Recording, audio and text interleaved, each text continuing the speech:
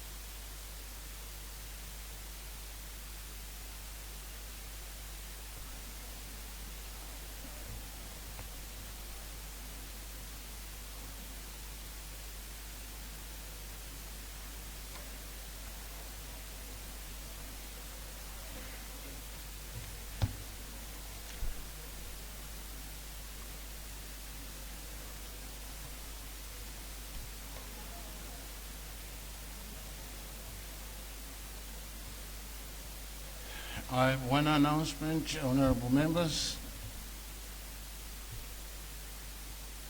I have to inform the House that in terms of standing order number 33, subsection 7A, the Parliamentary Legal Committee sought and was granted an extension of 26 business days to consider statutory instrument number 77 of 2026.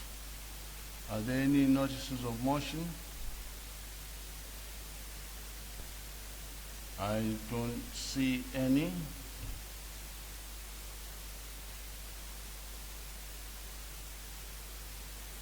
A clerk?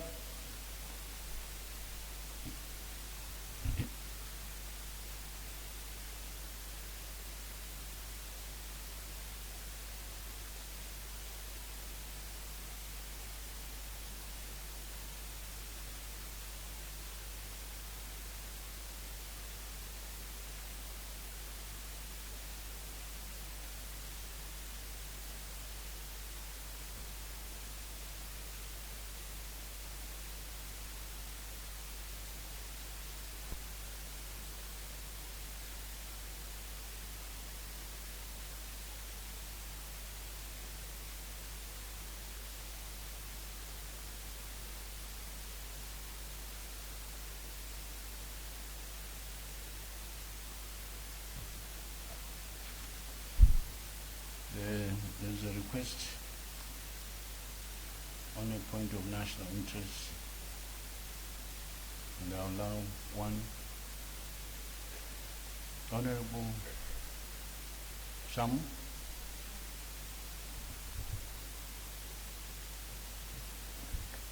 Thank you, Mr. Speaker, sir. Mr. Speaker, sir, I rise to congratulate His Excellency, the President of the Republic of Zimbabwe, Dr. Emmerson Dambudzo Mnangagwa, the government and the people of Zimbabwe on our historic election as a non-permanent member of the United Nations Security Council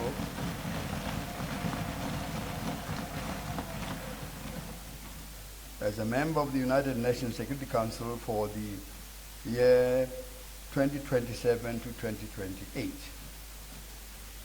Mr. Speaker, sir, this achievement is far more than a diplomatic accolade. It is a recognition of Zimbabwe's growing influence in international affairs and a testament to our nation's commitment to multilateralism, peace, and international cooperation. Mr. Speaker, Zimbabwe assumes this responsibility at a pivotal moment in global affairs.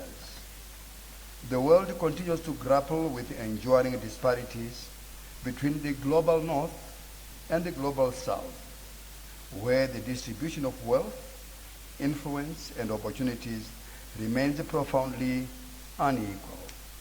Developing nations, particularly in Africa, have for decades contributed immensely to the global economy through natural resources, yet often remain, Mr. Speaker, on the periphery of global decision-making and economic benefit. Mr. Speaker, Zimbabwe's presence on the Security Council provides an important platform to advance the African agenda and advocate for a more equitable international order. At a time when Africa possesses many of the strategic minerals required to power the global economy and the green energy transition, our voice will contribute to the growing call for value addition, beneficiation, and economic justice for resource-rich nations.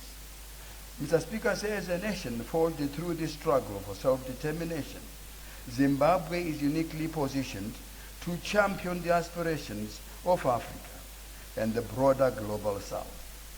Our election offers an opportunity to support calls for a more representative system of global governance and to ensure that the interests of developing nations are accorded the prominence that they deserve. Honorable Speaker, this is not merely Zimbabwe taking a seat at the table.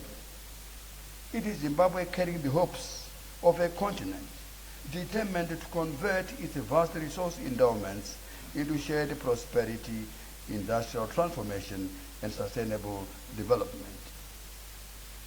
Mr. Speaker, I would like, therefore, to commend, Mr. Speaker, His Excellency the President, our diplomatic corps, and the people of Zimbabwe on this momentous achievement, which places our nation at the forefront of shaping a more just, balanced, and inclusive global future. So I submit, and I thank you, Mr. Speaker.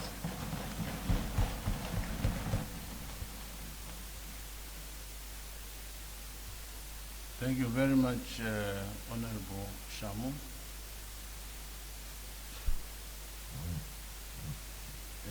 Your statement did not mention the overwhelming support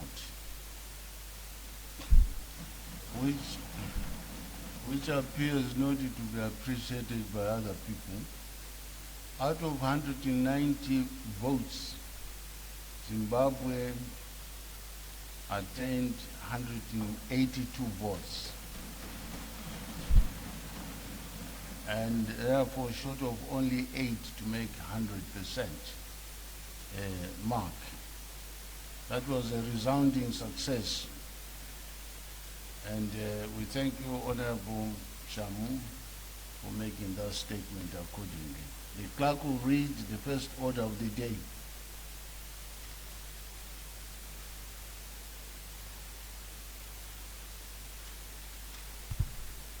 Adjourned debate on motion on the second reading of the Constitution of Zimbabwe, Amendment Bill number 3, HB1 2026.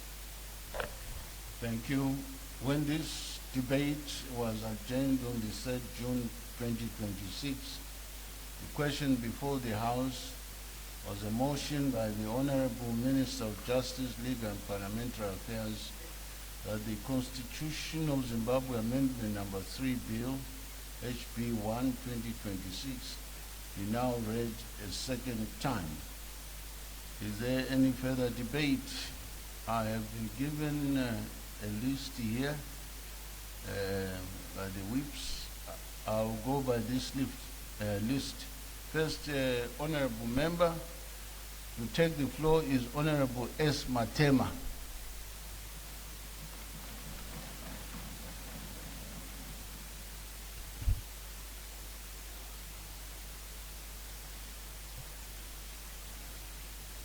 good afternoon to you, Honorable Speaker.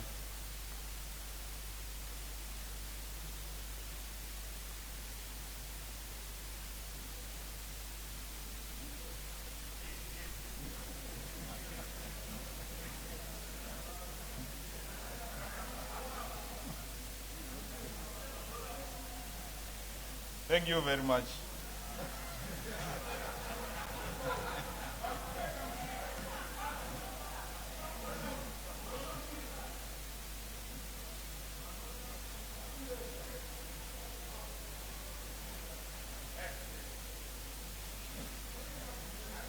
Mr.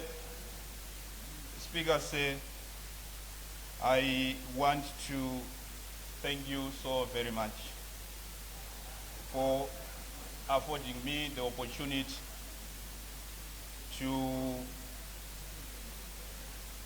make my submissions with respect to the Constitutional Amendment Bill number 3 that is before the House. At a very critical and defining moment in the legislative history of the Parliament of Zimbabwe and our great nation, Zimbabwe. As I stand here, Mr. Speaker, I want to put it on record that I arrived here with a constitutional mandate to represent the people of Buhera Central Constituency. And therefore, my submission this afternoon is a reflection of the voice of the people of Buhera.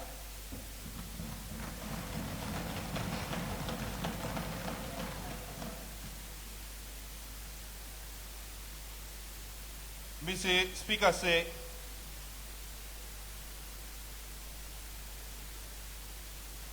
point of order, Mr. Speaker. Point of order, Mr. Speaker. The honorable member can't debate while WhatsApping.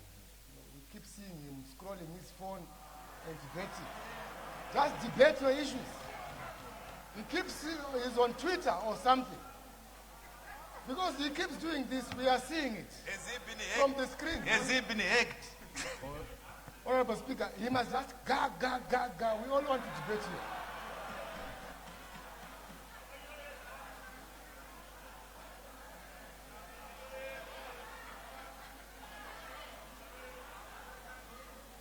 Please, Speaker, close the lacuna. There is no gap. Order. Honorable member, you don't address the chair while seated down. Can you apologize for that? I duly apologize, Honorable Speaker. Thank you. Thank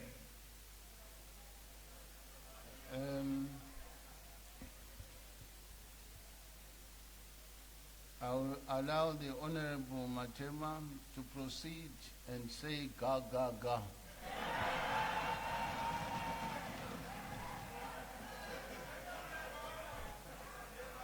Thank you very much, Mr. Speaker.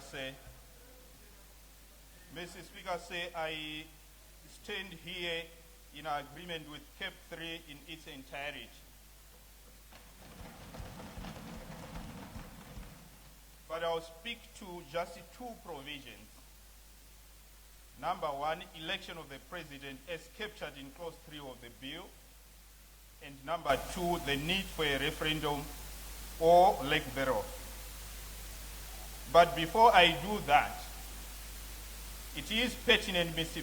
Speaker, to highlight that constitutional amendments are made in the face of obtaining social, political, economic, technological, and or ecological considerations and realities. And therefore, constitutions are not cast in stone. They respond to the demands of the day and season. Amendments are therefore inevitable in light of the above as we work towards reforming, reinforcing, strengthening, clarifying, aligning and or harmonizing certain provisions and prescriptions of existing statutes in its text. And CAP 3 is doing exactly that. Mr. Speaker, say context is everything. And allow me to go into history so that we depart from a point of evidence. The road that we are walking is not new with respect to how a president is elected.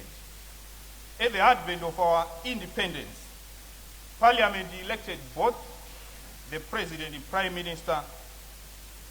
Constitutional Amendment 7 of 1987 had the effect of introducing a direct election of the President beginning in 1990.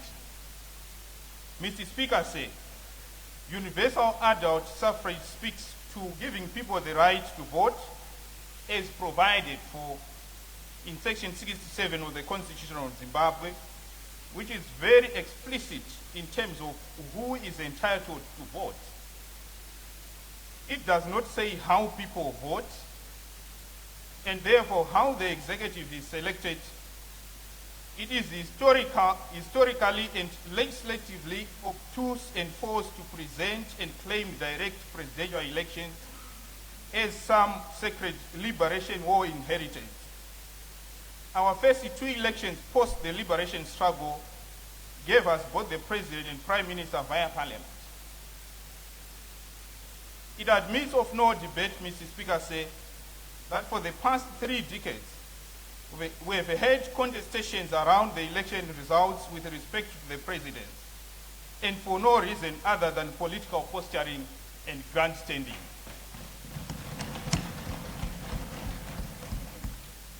In the face of the posturing that I referred to, Mr. Speaker, say, how do we negotiate our way to an election that cannot be challenged? We need to retrace our political footsteps back to 1980, recalibrate, realign, reposition, and relaunch. This is what CAP 3 is prescribing. An indirect election of the President via a joint sitting of the Senate and House of Assembly, with legislators carrying the voices of their constituencies, making that representation. This is what obtains in other jurisdictions that are used as models of perfection on matters legislative.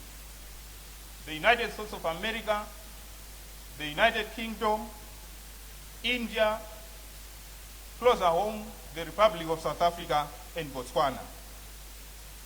Mr. Speaker, says this route aligns with the provisions of Section 97 of the Constitution and will definitely bring in some balance. Section 97 gives the Senate and the National Assembly the power to remove or recall the President. Those that are given to basic accounting will know that there is a T account. When you debit, you credit.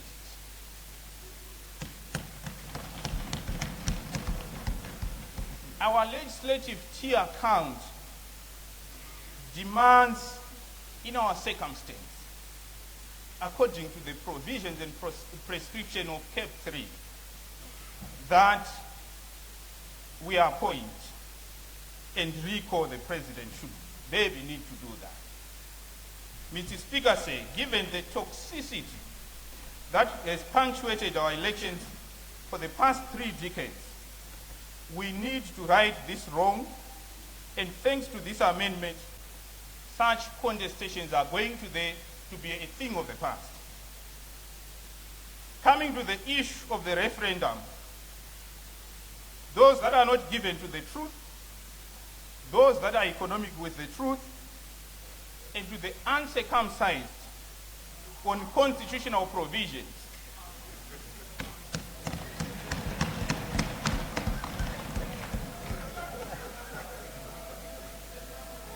the current constitution is unambiguous in its text and provisions. Section 328 is very clear with respect to where and when a referendum is required. as captured in section 328, subsection 6A. It is required only for amendments affecting chapter 4 with respect to declaration of rights, chapter 16 with respect to agricultural land, and with respect to section 328 itself. It must be made very clear that not every constitutional amendment requires a referendum, but only 3 scenarios as captured above. Mr. Speaker said, Parliament has the constitutional authority to amend other provisions through the prescribed parliamentary processes, as we are here doing. And we are in the correct constitutional space with respect to CAB 3. In conclusion, Mr. Speaker, as we sit in this august house, it should never escape us that this is our legislative 0 hour, our defining hour, our turning point, our Rubicon moment.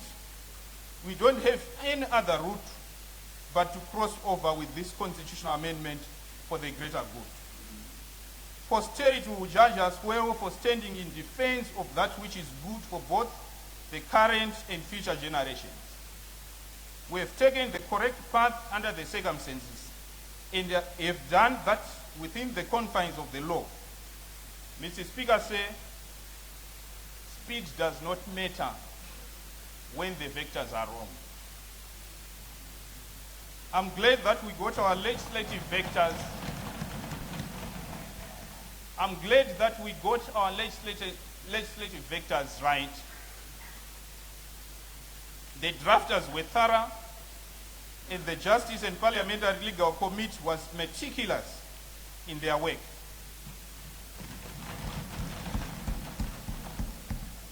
Mr. Speaker, the best legislative decision we will ever make is to support this bill in its entirety. I call upon this House and the honorable members to apply their minds and not their hearts as we debate. Let us support this bill for history to judge us well. Let us be measured, deliberate, and intentional in this legislative process. One process that puts our legislation on equal footing with other progressive jurisdictions, taking us up the scaffold of democratic governance and sustainable growth and development. As I take my seat, Mr. Speaker, I want to highlight and underline the fact that CAB 3 is our shortest route to our sound legislative destination and the implementation thereof. And on account of that, I call upon this august House to lend its support of CAB 3 for our own sake and for posterity. I so submit, and thank you so very much, Mr. Speaker.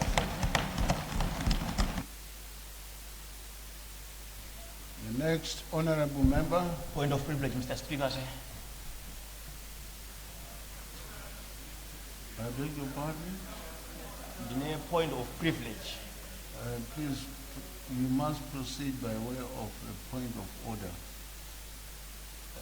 And the honorable member has just sat down now after delivering his speech. It's not a point of order, Mr. Speaker, because it relates to the list that you are using to give honorable members an opportunity to speak. On that one, talk to the Chief Whip.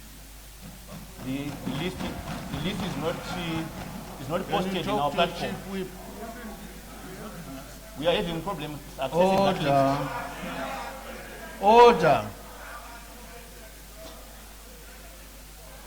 You have not informed me that you no longer have a Chief Whip, but I see the Chief Whip is here, so whisper to him.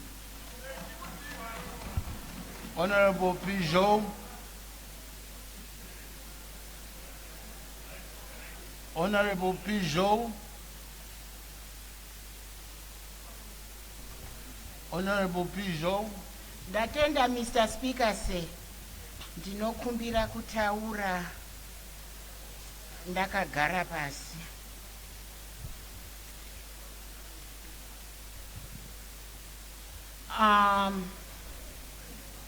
Honorable members, can you take your seats? Order. Order. Honorable Wende, please take your seats.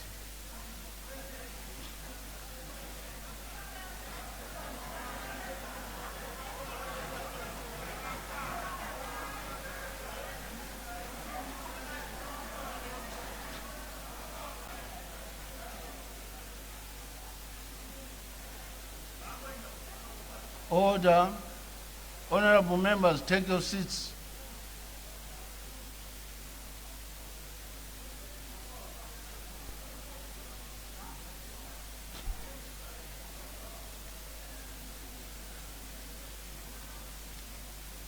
Right.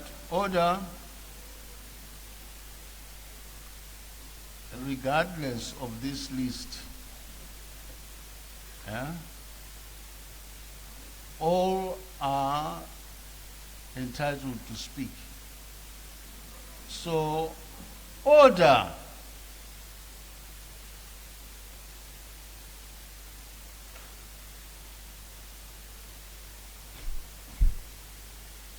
I respect the list given to me by the whips, and if your name doesn't appear here, you still have a chance to speak. You won't be excluded. Thank you. Honorable Pijo. Ndatenda Mr. Speaker say nekundipa mukana wokupawo muono wangu panhaurwa iri mudariro Constitutional Amendment Bill number 3 of 2026. Nguva iyi takainamatira. Zuva ranhasi takarinamatira. Ndinotenda Mwari atisvitsa pane zuva rino. And ndinodakara zvikuru nekuti ndaita umwe wokutanga kuti ndipe muono wangu pane Constitutional Amendment Bill number 3 of 2026. Ndoda kutanga kutenda Honorable Minister vedu vaziyambi-ziyambi nokuparura kwavakaita muno mumba takanyatsozvinzwisisa. Tagara tazvinzwisisazve vanhu vasati vaenda kumahearing. Ndotendazve Honorable Chairman vaZvobho nekutipa report yakakwenenjerwa inotapira uchiteerera kunzwa kuti zvinhu zvakaitwa nemazvo. Ndichitenda nekomiti yavo nevamwe vese vakabata basa guru iroro. Zvinokudzwa. Ibasa guru chose uye ibasa rakanakisisa ratakaona nezuro kuna minister na chairman vejustice. Regai nditendewo ruzhinji rwevanhu veZimbabwe vakadanwa uye vakadavira kupa muono wavo pamusoro pebhili iri. Ndikateerera nekutarisa zvendakaona muripoti yakapuwa nachairman, aiwa vanhu vakaenda vakawanda kunzvimbo dzavo kwavanga vachienda kupa muono, endi vanonzi vakapa vakasununguka. Vanhu vazhinji vakaenda kunozadzisa kodzero dzavo vachitaura zvavaidira bhili iri kana kuti zvavanga vasingadiri bhili iri. Ndikatarisa kumaprovinces kwatinobva, varume vanonzi vakakwanisa kupa muono wavo 22,120. Zuru, ndibvumirei nditaure nechirungu ipapo, Honorable Minister. 22,120. Madzimai akaita 32,111. Total ikaita 54,231. Ndiri kufara nei? Ndiri muno ndakamirira madzimai. Nyatsoteererai munzwe. 22,000 varume, 32,000 madzimai ave kuziya kodzero dzavo. Havachangogari vari mukicheni chete, vave kuziva kuti kutongwa kwenyika kana kurongwa zvimwe zvinhu nawo madzimai anofanira kusimuka.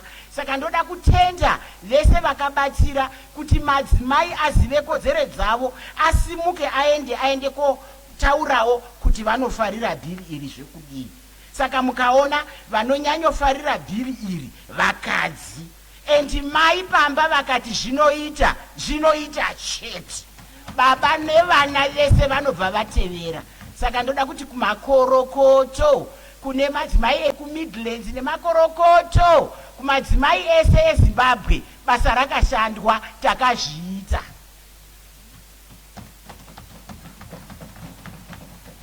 Uyezve vanorarama neurema vanzi i2485 havana kusiyiwa, vakananaira, vamwe vasikagoni kufamba, vamwe vakaenda nengoro vachienda kopa kodzero dzavo. Tinozvitenda zvakare. Zvakabva zvazadzisa zvinotaura mutungamiri wedu wenyika, nechirungu zvinonzi don't leave anyone behind. Saka vanhu vakashandisa kodzero dzavo. Saka vakuru vakati, kana kuti vachiti, chati home chareva. Tsumo iyoyi inotaura kuti mazano kana nyevero kana mashoko anobva kune vari pasi haafaniri kusiyiwa, anofanira kukosheswa nevari kumusoro kana vane matari ari kumusoro anozoronga zvevanoronga. Uye tese tinoziva zvekuti chati bwege maziva zvazvinoreva. Ini ndongoti chanzwika, chati bwege chanzwika. Saka zvakaitika, chakati bwege chanzwika. Saka tiri muno mumba yeParliament kuti tichiongorora icho chakati bwege ichi. Zvinhu zvakabhuyiwa izvi murizevha, kumamisha uye kumadhorobha. Saka nhasi taungana pano, tiri muno sedare reParliament kuti tichitaura zvetanzwa kubva kuripoti yabva kuna chairman. Muimbi wedu Alec Macheso akati zvido zvenyu kunyanya veduwe. Ndizvo zvativeunza pano nhasi. Chokwadi taungana pano kuti tizeye nyaya yacho, kuita kuti muonero, kuita kuti tionere pamwe chete chuma chomuzukuru ichi. Mutungamiri wenyika, His Excellency President, vakatiwo zvakare, the voice of the people is the voice of God. Zvakataurwa kuvanhu nevanhu ndizvo zvakauya muripoti. Havana kumai kubvisa, havana kuwedzera. Saka tiri kuda kuteerera izwi iroro, ndio rinotishitsa kuna Mwari. Saka ndinotenda kuti zvose zvakataurwa navanhu zvabuda muripoti yachairman wekomiti yejustice. Saka ndinoda kuti nditsigire pano, ndiri kutsigira zvakabudiswa zvose nachairman wedu wejustice committee. Ndoda kutanga neclause number 3.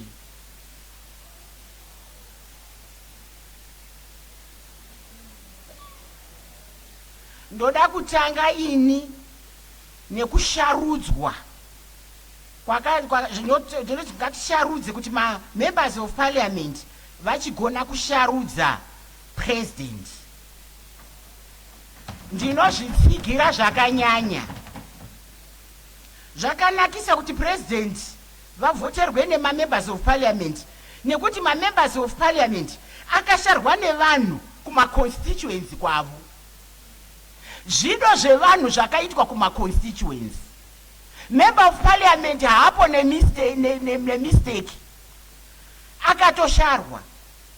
Dai anga ari member of parliament umwe kunzvimbo ikoko, bodoshi vakawanda. tine ma-constituency members 210. Tigoita ve-women's quarter 60 madzimai. Tigoita ve-senate vanoti murume mudzimai murume mudzimai 60. Kugouya madzimambo 16. Kugouya mayuthi 10. Kugouya vakamirira vakaremara 2. Vese ivavo vasharwa vatomirira chose, tiri kumisha, tiri kumapurazi, tiri mudhorobha, tisaka vashara. Saka ivava ndinobvuma kuti ngavachipiwa basa rimwe ravo guru, nekuti ndio vanouya kuita muno mitemo, vachipiwa iwoyo mutemo wokuti vagone kushara president wavo. Kuti vanhu ava vagadzire mitemo serimwe rebasa ravo ndo zvatinokumbira, nekuti vagara vagara vauya kuno kugadzira mutemo nekuita mamwe mabasa maviri matatu. Saka inini ndiri kuda kutsigira, nekuti ndikatarisa shure kwetinobva, makansela anovhoterwa mawadhi, vagoenda kukansel kwavo vasingazivi kuti meya ndiani kana kuti uchaita chairperson ndiani.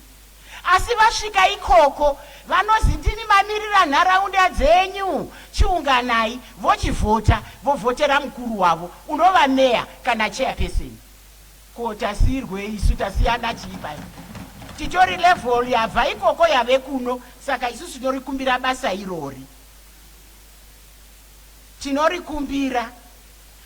Uyezve hazvisi zvitsva muZimbabwe, dzokororo ine simba. Takambozviita pakaonekwa kunge pane izvi neizvi zvakashata, tikazvisiya tikaita zvimwe, asi tazozviona kuti aiwa ine munakire wazvo. Saka ndichiti dzokororo ine simba, uye zviri kuitwa nenyika dzakatipoteredza, South Africa neBotswana, zvichitofamba tichizviona zvichiita. Vazhinji vari muno vanenge vachitonyera kuti onai zvaitwa Botswana, onai zvaitwa kuSouth Africa. Vazve ndo zvetokopa kugara nhaka wona dzavamwe, ndio zvitagara inhaka itatorai. Zviri kufamba munyika idzodzi zviri kufamba zvakanaka chose, uye zvinodzikisa mikana yemhirizhonga, uye zvinokurudzira runyararo, kuti vashoma ivavo vakamirira zvido zvenyu vachikupedzisirai basa rekuvhotera president wenyika, zvorehwesu iwe neni tiri mumba muno nevekuseneti. Zvanzi hero basa nevari kumusha, chiitai basa ikoko, munorirambirei? Tinoritambira nemaoko maviri. Tsumo yoti apa totoona kuti kukokwa kwasamusha kukokwa kwevagere naye, kuti muchiziya tsumo zveinotaura izvozvo. Tabveko, haticharambi tichidzoka ikoko, vatotituma nebasa. Takatarisa section 97 yeconstitution yeZimbabwe, ma-members of parliament ndiwo zvakare ane simba rekumisa basa president, inozi impeachment. Saka vanofanirwa kupuwa ma-members of parliament simba rekuvhotera president, nekuti vane simba rekumisa basa. Saka ndio pandinoti ipapo, aiwa chairman makatigonera, yakagonwa nyaya kuti komiti yakazvibvuma, ndo zvatinovhumawo. Ma-clauses 4, 9 and 10 ndinoatsigira zvakare, ekuwedzerwa kwenguva yekutonga yapresident kubva pamakore 5 ichienda pamakore 9. Iwo makore 9 akaropafadzwa mubhaibheri, akaroora uye akada kutangira pamakore 9 zvikanzi awedzera achienda akadaro. Saka makore 9 apa yakaita nzara zvikazoita maguta. Makore 9 akaropafadzwa, tinoda kuzvitambira kuti tatorawo namba yatoropafadzwa muno atiri muno. Budiriro budiriro yatiri kuona iri kuitwa nenew dispensation, new dispensation ichitungamirirwa naHis Excellency President E.D. Mnangagwa. Chokwadi vazhinji vanoti vakati zii voti chisionekwi chaitwa ichi mumhandara hwamai. Hauna kumboona zvakadaro. Vakafa hapana chevakaona. Pamasanctions mazuva evakapinda pabasa vanga vakangosungwa nemasanctions. Nanhasi aripo masanctions. Andi vakavadana nanhasi vapenyuwo. Saka zvinhu zvinongonetsa zvakadaro. Pakaita COVID, kushanda kwavo kwenew dispensation navaMnangagwa kukambonetsa, nekuti zvainetsa mitemo yakawanda pachirwere chiya, padutu mupengo riya. Asi vakakunda zvakadaro.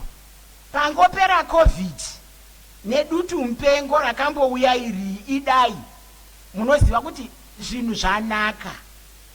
Zvinhu zviri kuitwa zvinoonekwa. Vamwe vakamborota vachiti maspaghetti roads, chitarisai zvaveko zvatokunda maspaghetti roads.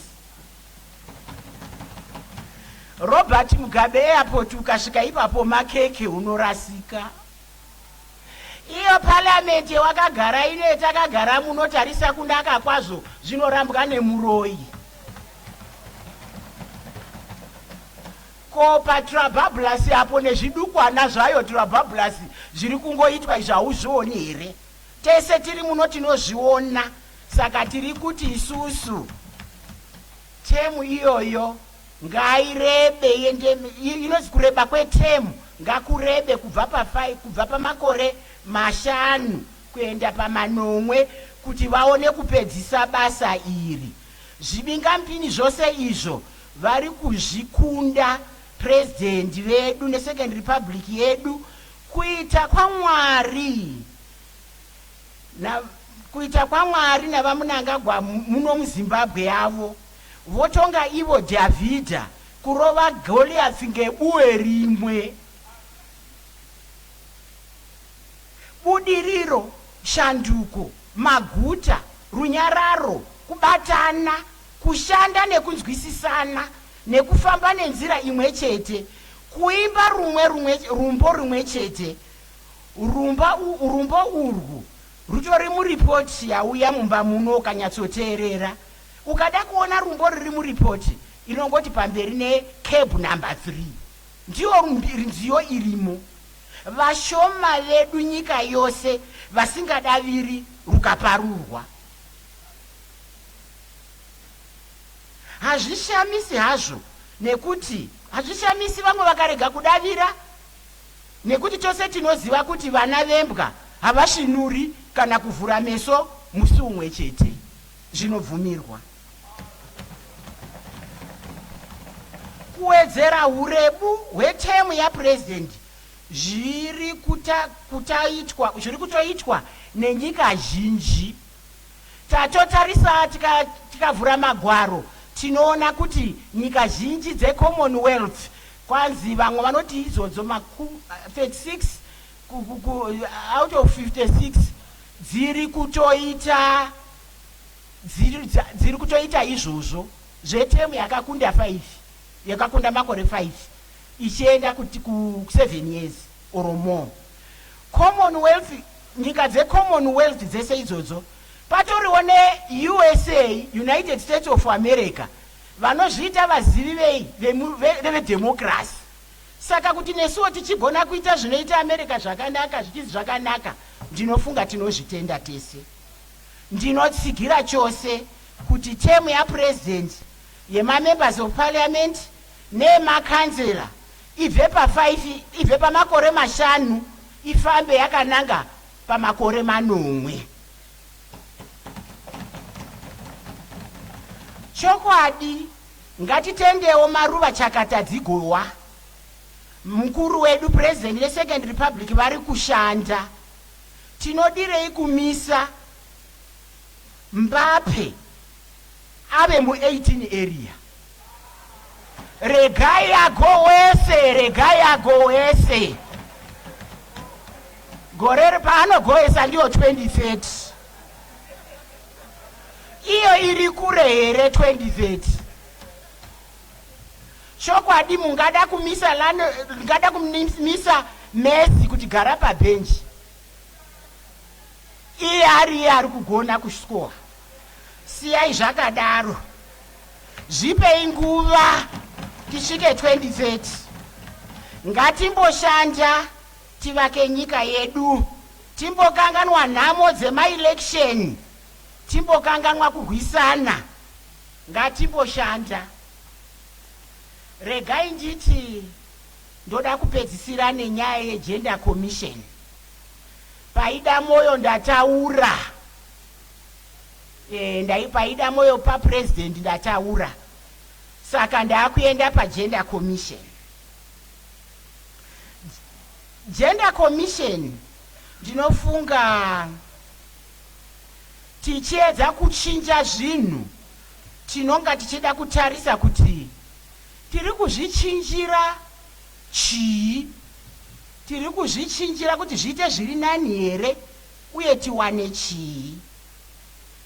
Takatarisa gender commission, tinoiziva kuti yakatanga kushanda 2016, and ichishanda kudaro yakapinda madzimai nevarume vese vari mundima, asi madzimai aionekwa ari munyasi zvakanyanya pamikana mizhinji pavarume. Gender commission inoona mikana, kuenzaniswa kwemikana pakati pemadzimai nevarume. Kubva ipapo kusvika nhasi yakashanda chaizvo kuti madzimai ange anokwezerawo padhuze nemukana kuvarume. Tikateerera izvozvi tanga tichingombera maoko madzimai ari kukwiziridzwa napresident. Tinoda kuzvitenda izvozvo, ndi president vari kushanda, igender commission iri kushanda, tiri kuzvitenda. Zvino gender commission tochitarisa isusu kuti inongoshandisa mari peyakaita zvinhu zvese izvi. Bhajeti vai rakamira sei? Munozviziva imi tichiita zvebhajeti muno. Gender commission kushanda kwayo kwese haisati yambopuwa kana 1% yebhajeti yese yenyika. Kazhinji inenge iri mu 0.02% up to 0.04% yemari yenyika. Zvoreva kuti haimboshandisi mari zhinji. Saka tikaichinja zvedu tikaendesa, tikaimisa kuti iye isasashanda, toendesa kuZimbabwe Human Rights Commission, hongu zvinogona kuita kuti basa rese riiswe ikoko, asi tinenge tasevha chii? Zvakarezve gender commission haigoni kuvaka mabridge, haigoni kuvaka madhamu, asi inogona kuenzanisa kushanda, kuenzanisa mikana pakati pevarume nemadzimai. Saka iri gender commission tanga takafara kuti gender commission iripo, ina chairperson wayo, ine makomishena ayo, ichibva yangotarisa zvese zvebudiriro nezvemahuman rights ari ikoko, and inenge ine chiremerera iri gender commission. Zvino ikazotorwa ikaenda kuZimbabwe Human Rights Commission, hatizvirambi zvedu, asi inenge yava department. Chiremerera chinenge chadini? Chati bviswei. Ini zvangu ndakamira pano ndoti pachirungu ndino iya inonzi fear of the unknown. Inozokwanisa here Human Rights Commission kushanda mashandire anga aita gender commission. Saka ndiri kuti inini zvakangonaka zvese kuti mufunge kuisa human rights, asi yanga yashanda zvayo zvakanaka, yanga iri zvayanga yakazvimirira. Saka ndinofunga mungangotitira zvakanaka, kungosiya yakazvidini, yakazvigarira. Aiwa, ndoda kutenda zvikuru Mr. Speaker mandipa mukana iwoyu. Ndokumbira kuti imba ino isapote yese Constitutional Amendment Bill No.3. tichingoimba rumbo rumwe chete. Ndatenda zvikuru.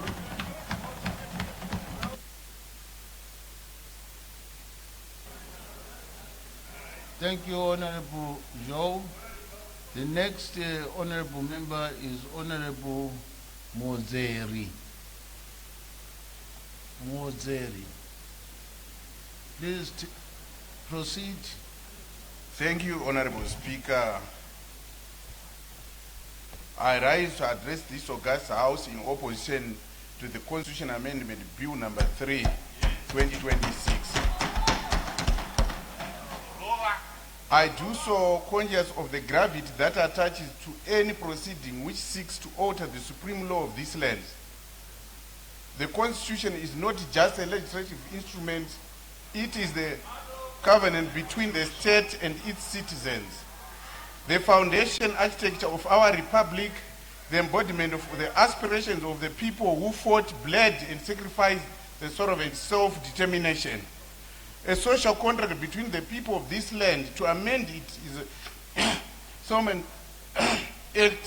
amend it properly, a constitutional betrayal of the people.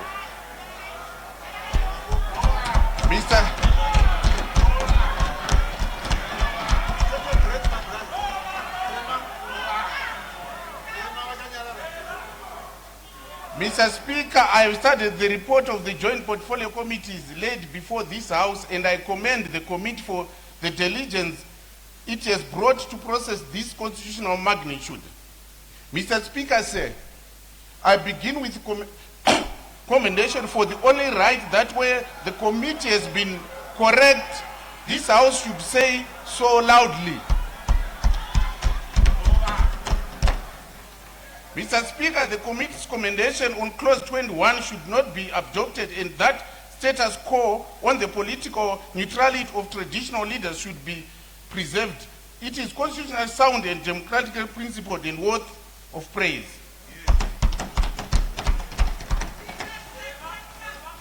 Section 281 of the Constitution, Mr. Speaker, read together with Section 163(1)(f) of 165(4)(a) and 283(c)(5) establishes a coherent and deliberate constitution scheme.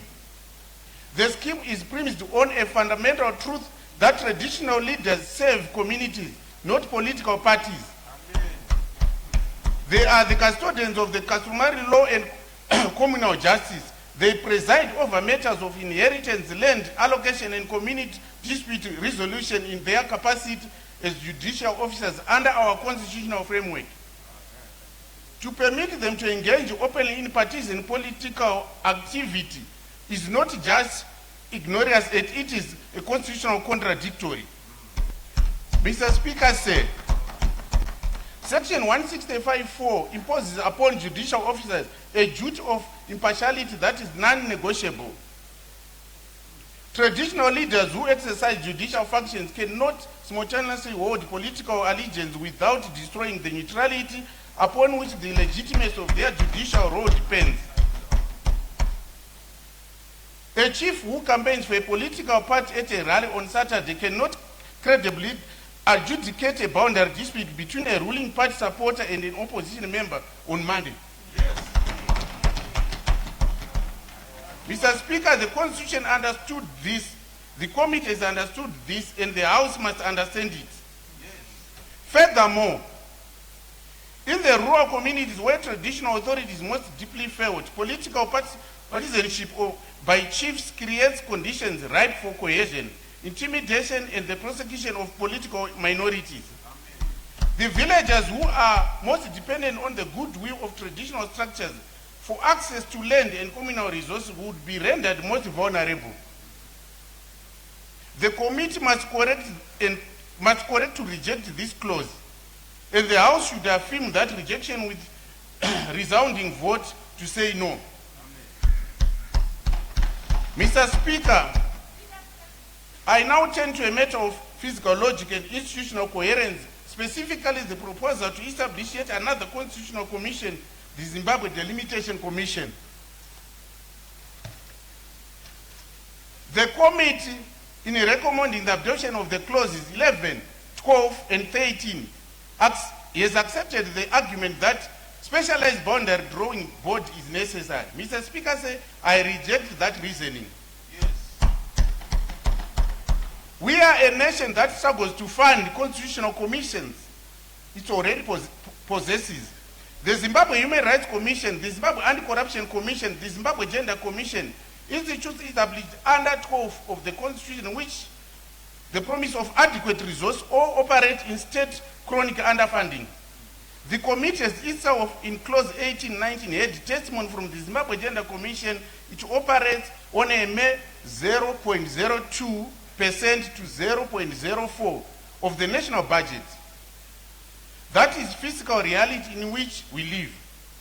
And yet, Mr. Speaker said, the proponents of this bill ask this nation to create another commission with its own secretariat, its own commissioner, and its deputy commissioners in its office, its own office, infrastructure, its own operational budget, its own staff establishment, and its own procurement requirements to perform the function of that section 161 of the Constitution is already invested in ZEC, and which ZEC has institutional competence and existing capacity to perform. If the concern is that ZEC delimitation exercise have been imperfect, the answer is to reform. Resourcing and enhancing accountability, not the proliferation of constitution bodies. Every new commission is a new line item on the national budget. Every new commission is a new bureaucracy. Every new commission creates new patronage. Mr. Speaker said, a nation that cannot properly fund the commissions it has should not be created commissions it does not need. Amen. Mr. Speaker, additionally, the committee has corrected not necessity for what it described as meticulous coordination between ZEC and proposed delimitation commission. It put into this house, if the two bodies must coordinate so closely, what precisely is the utility of their separation? You have taken one institution, split into two, double the administrative costs, and called it efficiency. This is institutional manipulation masquerading as reform. Yes. Mr. Speaker, the proposed transfer of voter registration and maintenance of voters roll from the ZEC to Registrar General represents one of the most constitutionally alarming provisions in this bill. The House must not have a short memory. The very reason voter registration was removed from the Registrar General and placed in ZEC was institutional credibility. Yes. The voters' role under the Registrar General was to use the most restrained available language, the subject to profound public concern regarding manipulation, partisan management, and executive interference. ZEC was established under Section 238 of the Constitution as an independent constitutional commission precisely to insult the electoral process from the executive end. The Shona have a saying, Section 235(1)(b) of the Constitution mandates that independent commissions must be independent and must not be subject to the direct or control of anyone. The Registrar General is a government department. It is headed by a public servant who answers to the minister, who answers to the president. There is no constitutional independence whatsoever. To invest the voters' role, the very instrument of electoral participation in such a body is to subordinate the right to vote to executive discretion. Furthermore,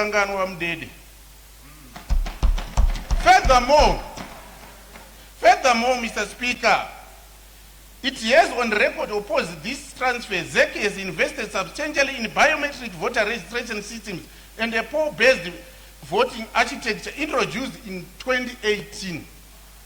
They are not rival investments. They represent national infrastructure of electoral integrity. To dismantle and transfer the infrastructure to a body with no equivalent technical capacity, no equivalent constitutional independence, and no equivalent track record in biometric electoral management is to trade institutional advancement for institutional regression. This is not efficient. This is executive capture dressed in administrative language.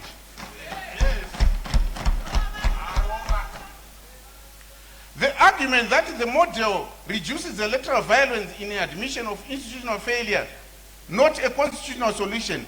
If our presidential elections are violent, the answer is to elect a reform, strengthened law enforcement, and the prosecution of perpetrators of electoral violence. The answer is not to remove the vote from the citizenry altogether.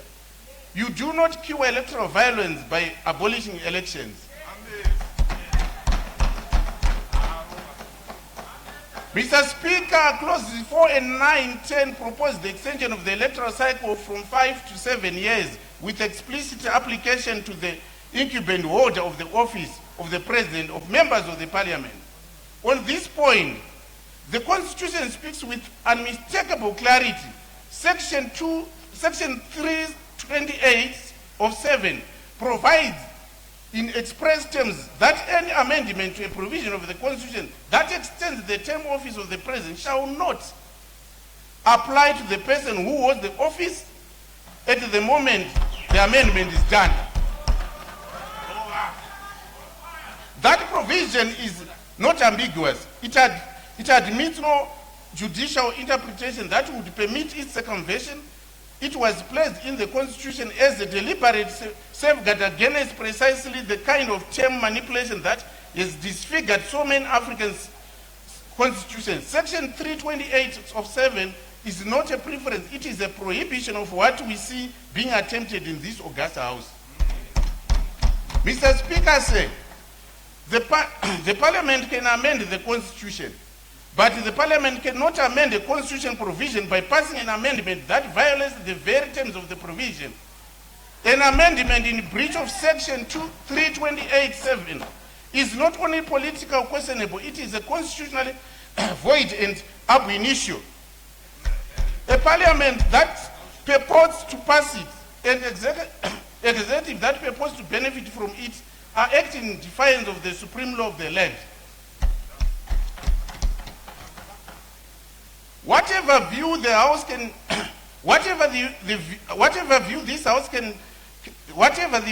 this House takes as desirably of 7-year terms as a matter of policy, I have strong reservations even on that score. The application of those terms to be incumbent president is constitutionally impermissible.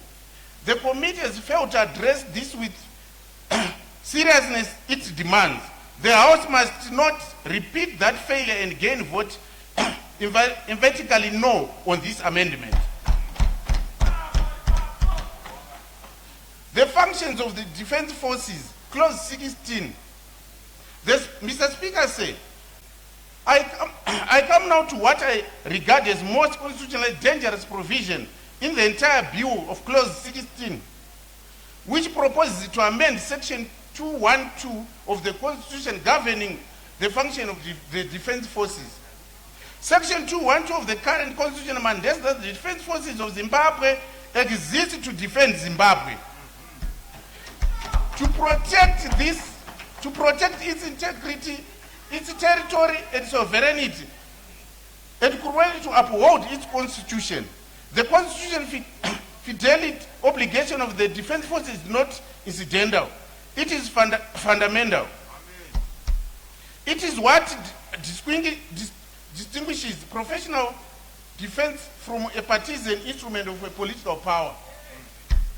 The amendment proposes to limit and reconfigure the functions of the Defense Forces in ways that the proponents claim will reduce undue military influence in civilian governance.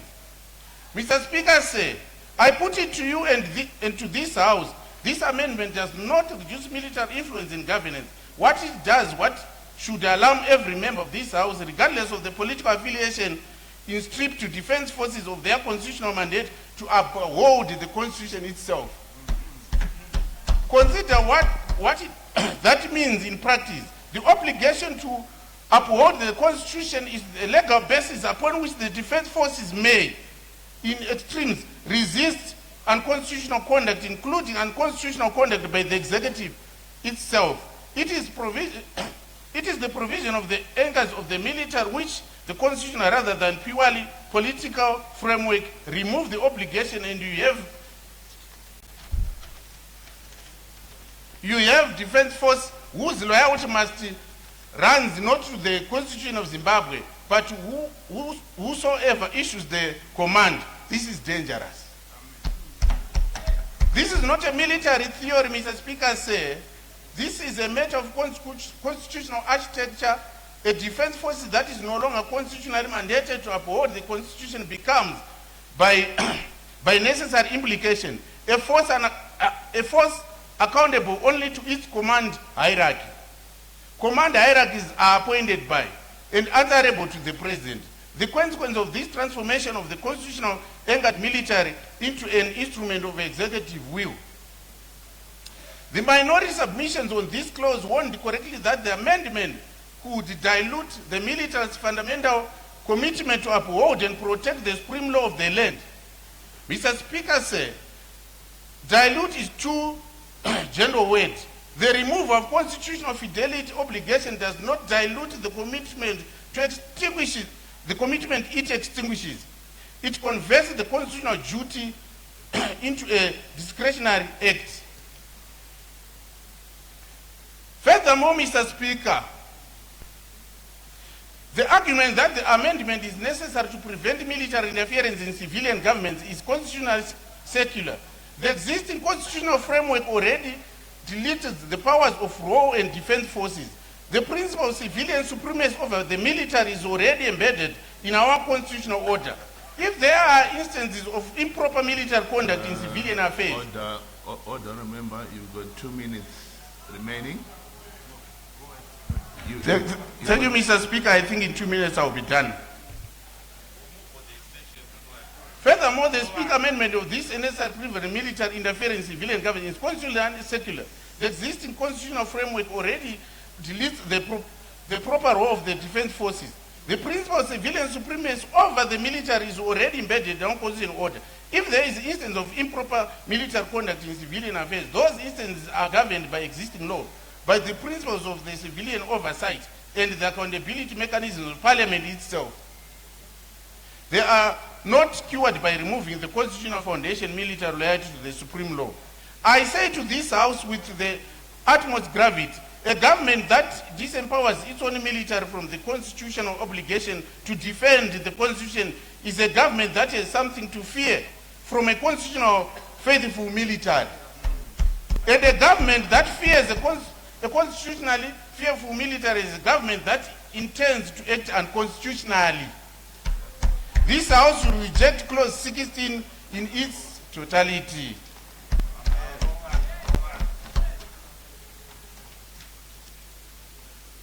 Presidential appointment of judges, clause 15. Mr. Speaker said clause 15 proposes to invest the appointment of judges in the president to be exercised in consultation with the Judicial Service Commission. The word consultation in constitutional law carries a specific and well understood meaning. It does not mean concurrence. It does not mean approval. It does not mean president must hear the views of the JSC and then entire free to disregard them. This is not a safeguard. It is an appearance of safeguard without the substance of one. Order, honorable member. Unfortunately, your time is up. Mr. Speaker, I move that the honorable member's time be extended. I object. I object, Mr. Order. Good. Order. Objected. Order. Object, Mr. Speaker, Order. Objected. Order. Honorable Mshoriwa, you moved for the extension. I moved for extension of only 5 minutes, Mr. Speaker. So Objected. Order. Who seconds? I second. Honorable Kapagila, you second. Because Thank you. Who objects? I object. I object, Mr. Speaker, Thank you. Honorable members, we have ways of dealing with these things. If somebody proposes an extension, allow the speaker to seek for a seconder, and then allow the speaker also to look for the objections if they are there. So there is an objection, unfortunately, Honorable Mozeri, you cannot continue. The next speaker to take the floor is Honorable Chidua.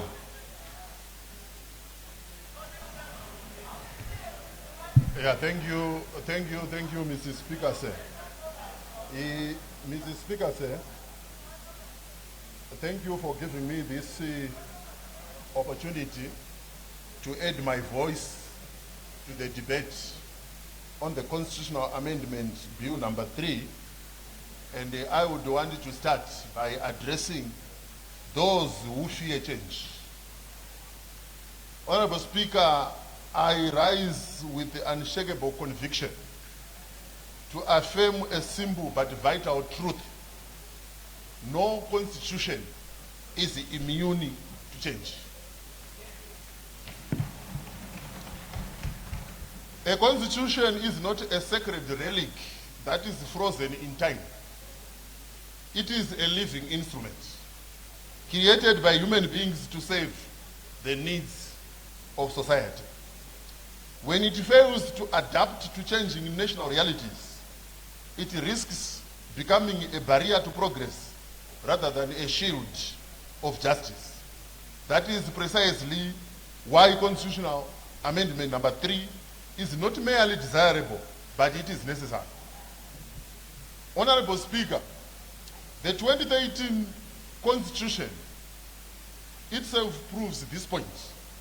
It was not born as a perfect and final document, but as a negotiated compromise during the government of national unity, shaped by concessions between ZANU-PF, the MDC, and the other political actors. It reflected the demands of that moment, not the permanent and settled destiny of our republic. Honorable Speaker, because that constitution emerged from compromise, it inevitably carried provisions that were transitional, incomplete, or designed more to preserve political peace than to secure long-term national efficiency and development. Zimbabwe has since moved forward, and our constitutional framework must move forward with it. And amendment number 3 is a mature recognition that the nation now requires stronger governance, greater judicial efficiency, and constitutional arrangements that speak directly to present challenges and future aspirations. Honorable Speaker, successful democracies teach us that strong constitutions are not those that never change, but those that adapt wisely to national needs. Germany's basic law, one of the most respected constitutions in the world, has been amended more than 60 times, while India's constitution has been amended over 100 times to respond to development, justice, and governance challenges. Zimbabwe must learn from these examples. Constitutional amendment is not a dangerous departure. It is a responsible step towards a more practical, responsive, and forward-looking constitutional order. And I might want to give you specific examples of respected democracies that have amended their constitutions. The United States, their constitution is 236 years old. It has been amended 27 times, which is an average of one amendment in 9 years. Germany's constitution is 74 years. It has been amended 63 times, which is an average of an amendment per year. And yet it is the European leader.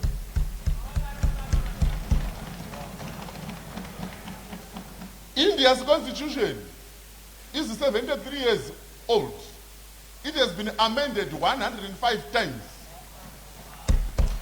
And it is the rising superpower. And this is an average of an amendment in every 8 months.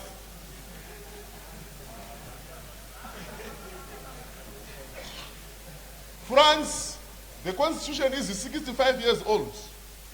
It has been amended 24 times, which is an average of an amendment every 3 years. And it is a country with huge global influence. South Africa, the constitution is 27 years old. It has been amended 17 times. And I decided to round up the average. It has got an average of 2 years per amendment. Yet it is our continental leader. Honorable Speaker, from this presentation, the strongest democracies embrace constitutional evolution. The weakest democracies that we are being told that we should not change our constitution here have got rigid, unchangeable constitutions that snap under pressure. The power to amend a constitution is not a loophole for abuse. It is the clearest expression of popular sovereignty exercised through elected representatives. Let us therefore choose evolution over stagnation, progress over paralysis, and national advancement over attachment to compromises arrangements of the past. For these reasons, Honorable Speaker, barring one proposal that I will explain later, I strongly support Constitutional Amendment Bill number 3 as a necessary step toward a more effective, modern, and development-oriented Zimbabwe. So, Honorable Speaker, let me pick a few proposed amendments. The first one being the increase of the duration of the term or the length of the electoral cycle from 5 to 7 years. Honorable Speaker, I support the amendment of increasing the term of office from 5 to 7 years. Honorable Speaker, a nation that is serious about development must give its leadership enough time to plan, implement, and deliver meaningful results. The issue before this House is not merely political. It is fundamentally about development time. In practice, 5 years is often too short. A government loses valuable time in transition, policy formulation, institutional adjustment, and early implementation. Just when programs begin to take root, attention then shifts again to the next election. The cycle weakens continuity and encourages short-term politics instead of long-term national progress. A 7-year term gives Zimbabwe a better opportunity to move beyond promises and to focus on delivery, stability, and measurable outcomes. Honorable Speaker, development is not a sprint. Development is a long and demanding journey. Roads, hospitals, schools, power generation, agricultural reform, industrial recovery, rural industrialization, mineral beneficiation that we are talking about, and improving living standards cannot be fully achieved within a rushed political cycle. These require consistency, discipline, and sustained leadership. This amendment must therefore not be misunderstood as an extension for its own sake. It is an extension for national work, for national progress, and for national results. The people of Zimbabwe are not asking for endless campaigns. They are asking for jobs. They are asking for infrastructure, functioning public services, and a government with enough time to complete what it begins. For these reasons, Honorable Speaker, I strongly support this amendment as a practical and forward-looking reform that can give our nation the stability and time it needs to build lasting development. Honorable Speaker, let me transition to the clause dealing with the president being voted by Parliament. And I want to start from the start that, Honorable Speaker, I strongly support the amendment that provides for the President to be elected by Parliament. Honorable Speaker, this voting model promotes stability, accountability, and mature democratic governance. Just to bring light on this one, Speaker, Honorable Speaker, democracy is not measured only by a national contest. Democracy is measured by whether the system produces legitimate leadership, strong institutions, and effective governance. The people elect members of Parliament to represent their will, make laws, approve budgets, and holding the executive to account. If Parliament carries the people's mandate in all these critical matters, then it also has the democratic legitimacy to elect the president on behalf of the nation. This is not a denial of democracy. It is the representative democracy in action. Honorable Speaker, direct presidential elections often deepen polarization, personalize power, and turn national leadership into contests of slogans rather than substance. A parliamentary election of the president encourages consensus, cooperation, and responsibility among elected representatives.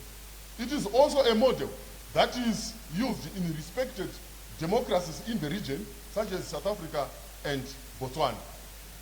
Honorable Speaker, in India, the president is elected indirectly by an electoral college made up of elected members of parliament and state legislatures. And they use proportional representation and the single transferable vote. In the United States, the people do not vote directly for the president. The decisive choice is made through the electoral college, which means the public vote is filtered through a constitutional intermediary rather than a direct presidential vote. In Ireland and Sri Lanka, the head of state is also chosen through indirect and parliamentary style mechanisms rather than a direct nationwide presidential race. For Zimbabwe, this amendment offers a more stable, practical, and institutionally sound path to national leadership. And for this reason, I fully support the amendment.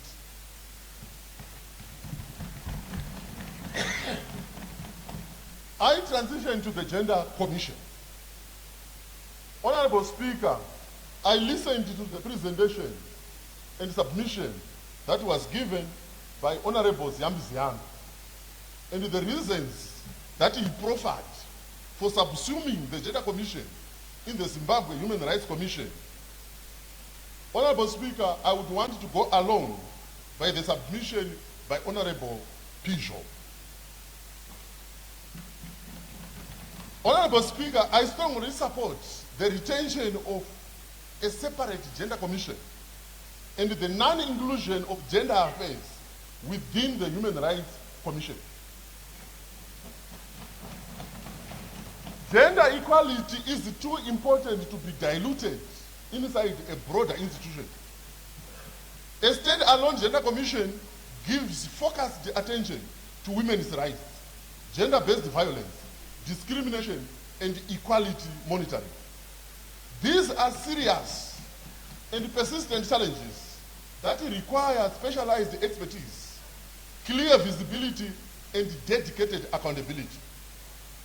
If we merge gender functions into a general human rights board, we risk reducing agency and weakening the institutional focus needed to confront these issues effectively. Honorable Speaker, a separate gender commission is easier for citizens to identify, easier for victims to approach, and easier for Parliament to hold accountable for results. Gender-related violations are often underreported, normalized or ignored, and that is exactly why a dedicated institution is necessary. If we are truly committed to protecting women and advancing equality, then we must strengthen, not weaken, the machinery designed for that purpose. For these reasons, Honorable Speaker, I strongly support the retention of an independent gender commission. Honorable Speaker, allow me to transition to the registration of voters to be done by the Registrar General. Honorable Speaker, from the onset, I want to state that I fully support the proposed amendment transferring the responsibility of voter registration and the management of the voters' roll from ZEC to the Registrar General. Honorable Speaker, a credible election begins with a credible register. The voters' roll is not just an election roll. It is a vital national record that depends on accurate identification, proper record keeping, and constant updating as citizens are born, relocate, or pass away. These are functions that naturally fall within the administrative expertise of the Registrar General, whose office is built to manage civil records with continuity and efficiency. By placing voter registration where the core population data is already maintained, this amendment can reduce duplication, improve verification, speed up updates, and strengthen the accuracy of the roll. Honorable Speaker, this reform is not about weakening elections. It is about improving the administration foundation on which electoral credibility rests. For these reasons, I fully support this amendment as a practical, logical, and necessary step towards efficient and a reliable electoral system in Zimbabwe. Let me transition to the Zimbabwe Electoral Delimitation Commission. Honorable Speaker, the drawing of electoral boundaries is not a mere technical exercise, but a cornerstone of democracy itself. Fair boundaries are essential for fair representation, political legitimacy, and public confidence in the electoral process. If constituent lines are drawn unjustly, the will of the people can be distorted before a single ballot is cast. A nation that values democracy must ensure that every vote carries equal weight and that constituencies reflect population realities, geography, and community identity. That is why delimitation must never be treated as an afterthought or as a side function buried within an overburdened institution. It requires a dedicated body with a clear mandate, technical competence, transparency, and unquestionable integrity. Establishing a specialized commission would ensure that this critical function is handled with the seriousness it deserves, and in doing so, it would strengthen the foundation of representative democracy. As I conclude, Honorable Speaker, history will judge us not by whether we kept our constitution unchanged, but by whether we had the wisdom to make it save our people effectively. I would therefore urge the House to support the motion on the basis that CAB number 3 is about continuity. It is about efficiency. It is about stability. It is about long-term national planning. Zimbabwe's people deserve a governance system that is focused, cost-conscious, and capable of delivering sustained development. I so submit, Honorable Speaker. Thank you, Honorable Chidua. The next honorable member to take the floor is Honorable P. Machangu. Salibonani ngicela isihlalo. Lichona njani? Siyachona lichona njani hlonitsho? Hayi ngiyachona. Mina lami ngiphakamile ukuthi ngifake ilizwi lami mayelana lodaba lolu osixoxisana ngalo olothuse ngamthetho okuthiwa ngesilungu Constitutional Amendment Bill number 3 aka 2026 Isandulelo sami somlomo simi kanje. Sizwile imbali ekhulunywe ngubaba umongameli ubaba okulawula igatsha lwezemthetho ubaba uZiyambi landisa ngokuthi izifiso leziloyiso zakhe ngaleli ukuguqula kwalesisekelo ufisa ukuthi zibe njani. Ngase ngilalela njalo ngilandelela ugwalo olulotshwe nguThalimana obona ngezomthetho kule committee yangikhona. Nginanzelele ukuthi nje bathe behamba jikelele emhlabeni wethu eZimbabwe kulabantu abaphatheke ngezinga eliphezulu kakhulu okokuthi singabe sixoxa yebo lapha kodwa vele sokuvunyiwe ukuthi lesisekamthetho siguqulwe. Ngibuyeleke ukuthi kuzinga labantu abaphathiseke kulolu hambo sinanzelela ukuthi abahambe bengabantu mathupha kade beyinkulungwane inkulungwane ezingama-54,000 54,000. Kuthi laba abalobe ingwalo labo befaka imbono yabo babe izigidi inkulungwane ezingama-500 ezilama-40, which is 540,000. Amaqembu eParliament ke athole ukuthi iningi labantu belusekela lumbono wokuthi isisekamthetho siguqulwe ngaleso simo.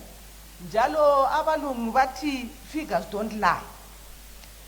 So ukutshengisa ukuthi abantu abanengi bakuphakamisela lokho. Bese ngibuya ke mgcini isihlalo somlomo ukuthi yebo isisekamthetho sethu abanye bangakhalaza ukuthi siguqulelwani. Abanye sebekhulumile ukuthi kwamanye amazwe lokuguqula hlezi umnyaka ngomnyaka.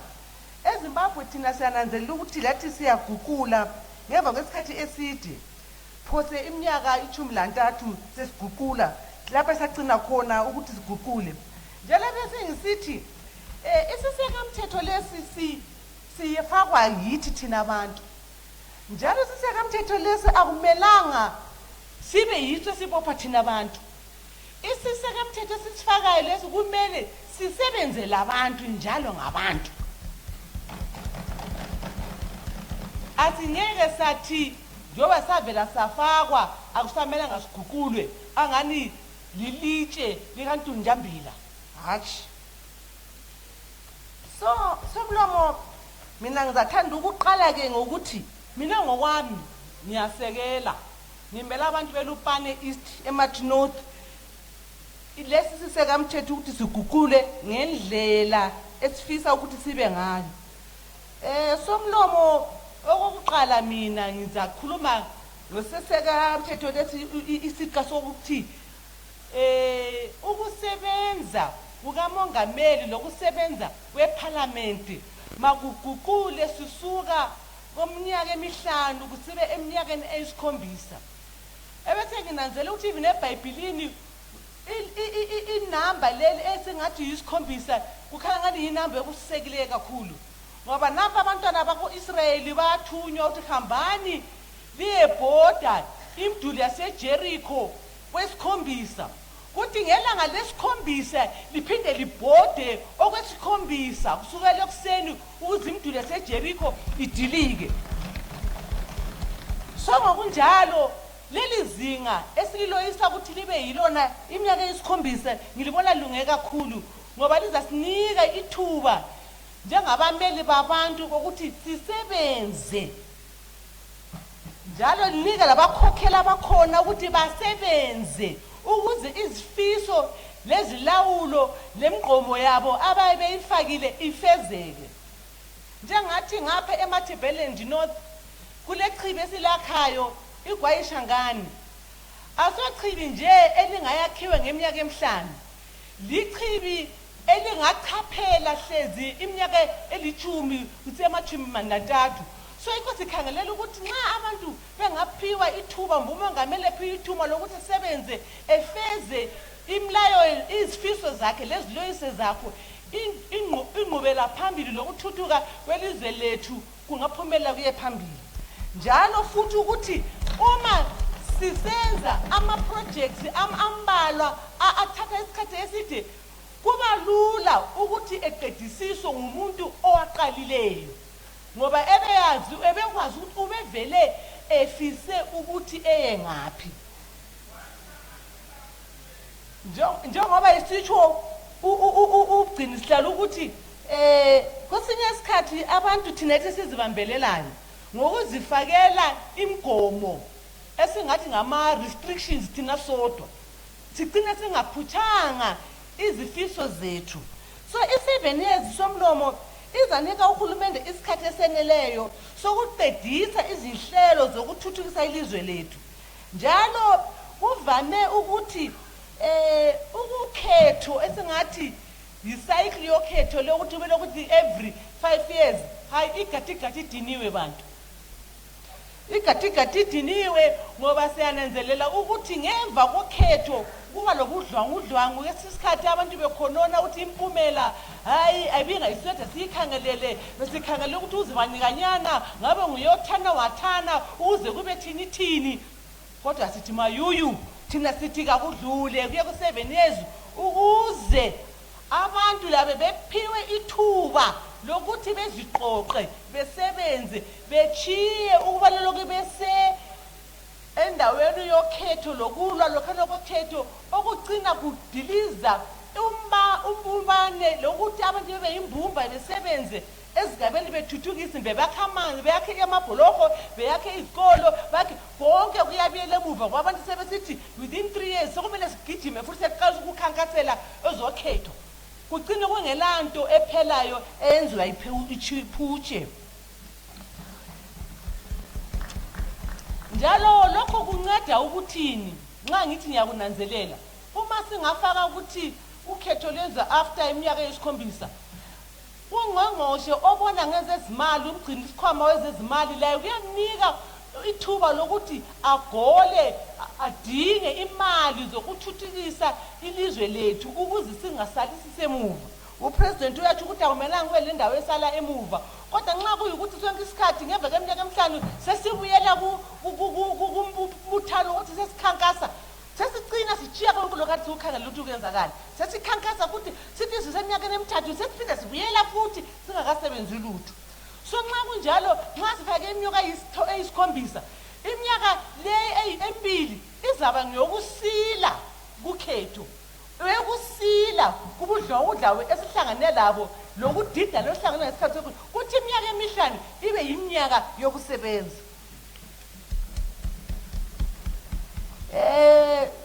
kulombono kapresident wethu awuka vision 2030 asihambeni lawo mbono lo kasifisi ukuchitha iqhaga lamanzi sesizafika emakhethelweni kasihambeni lawo ukuze sifinyelele siphutshe sifike kulo mbono ebese ngiphakamisa ke isigaba esingathi close 3 lapho kuthiwa umongameli sifisa besiloyisa ukuthi ekhethwe ngabameli beparlament mina ngithi umbono lo ukahle anti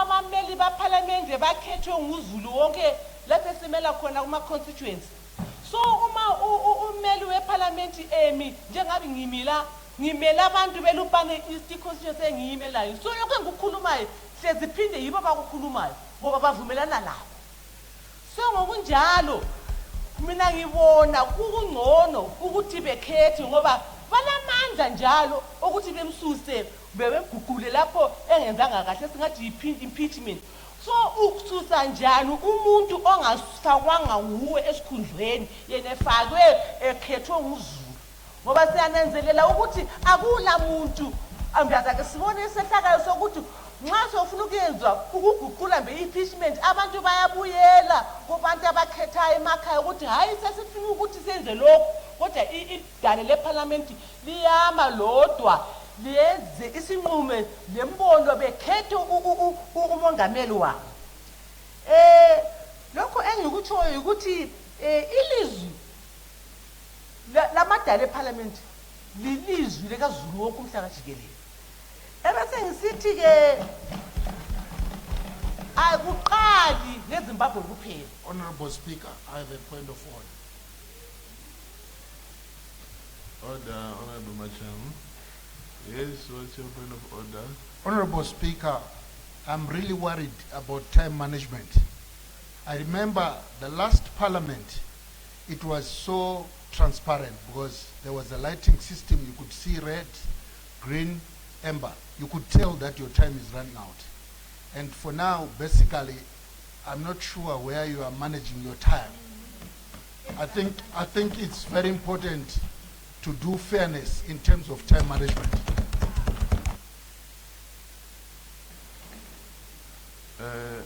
Honorable member, I know the name. Timekeeping is done by the clerks here. There, I am talking and you cannot be talking like that. Honorable Central, we only do that when we're in the beer gardens, but here we can't. Huh? Timekeeping is done by the clerk's desk, and if you have noticed from the past two honorable members that were speaking, you'd notice one of the clerks coming up here to show me that the time left is so many minutes. So it's very transparent. I am not even keeping time myself as the chair. It's being kept right there by the clerk's desk. So it is very transparent and it's very prudent. Right. On a point of clarification, Mr. Speaker. What do you want to clarify? Mr. Speaker, Honorable Mseami mentioned something which is a key. In the old ancient parliament that we had a light there. We are in a modern parliament. Don't we have that system in place? Because it will be amiss to say that we don't have that system in this parliament. Right. Thank you very much, Honorable Mshoriwa. It is well noted. I think with this 7-year extension, some of these things shall be fulfilled. So yes. On a point of order, Honorable Speaker. On a point of order, Honorable Speaker. Order, Honorable Molokeli. Order. I have a point of order. Order, please take your seat. Honorable Molokeli, earlier on, you were actually the one who shouted to say you want an extension of 50 years. I heard you. So I don't know why you are standing on a point of order. On a point of order, Honorable Speaker, it's my right to have a point of order. So do you want to do a point of order? Every member of parliament has the right to have a point of order. Order, Honorable Molokeli. You want to make a point of order on my ruling or what? No. I want to do a point of order. Are you stopping me from making a point of order? All right, what's your point of order? My point of order is that the principle of neutrality is a fundamental principle for any chairperson or presiding officer. You cannot, as an honorable speaker, talk about a 7-year extension on the same bill that you are debating. It's unacceptable, honorable speaker. It's not acceptable. You have to withdraw. You can't talk about 7-year extension when you are the chair. What kind of neutrality is that? We're still debating. You have to withdraw. Are you done? Right, thank you. You may take your seat. Honorable Machango, please continue. Ngiyabonga Somlomo ngokungivikela abantu athi befuna ukungihlanhlatha. Ngiyabonga bengisakhuluma laphana ukuthi lokhu kawuqali ngelizwe lethu leZimbabwe kuphela. Ukuthi umongameli ukhethwa abameli bedale beParliament. Siyabona ukuthi iSouth Africa iyakusebenzisa lokho, iMauritius layo iyasebenzisa lokho, kanye leBotswana layo iyasebenza leyo ndlela abakhetha ngayo umongameli wabo. ngokunjalo mina ngithi indlela ibuzwa kwabaphambili ngoba yibo abazasihlomisa ukuthi sikufeza kanjani. Ebese ngisithi ke somlomo ngiza ukuthi ngitshontsha amazwi komunye uSifica Mfundo owakhuluma mhla ka-22 Nhlolanja ngo-2020 uProfessor Olaf Madubu ngesikhathi ekhuluma emhlanganweni we-Hill Zimbabwe Trust wavuma ukuthi iParliamente lingasebenza njenge-Electoral College ngoba limele abantu abakhethe amalunga abo.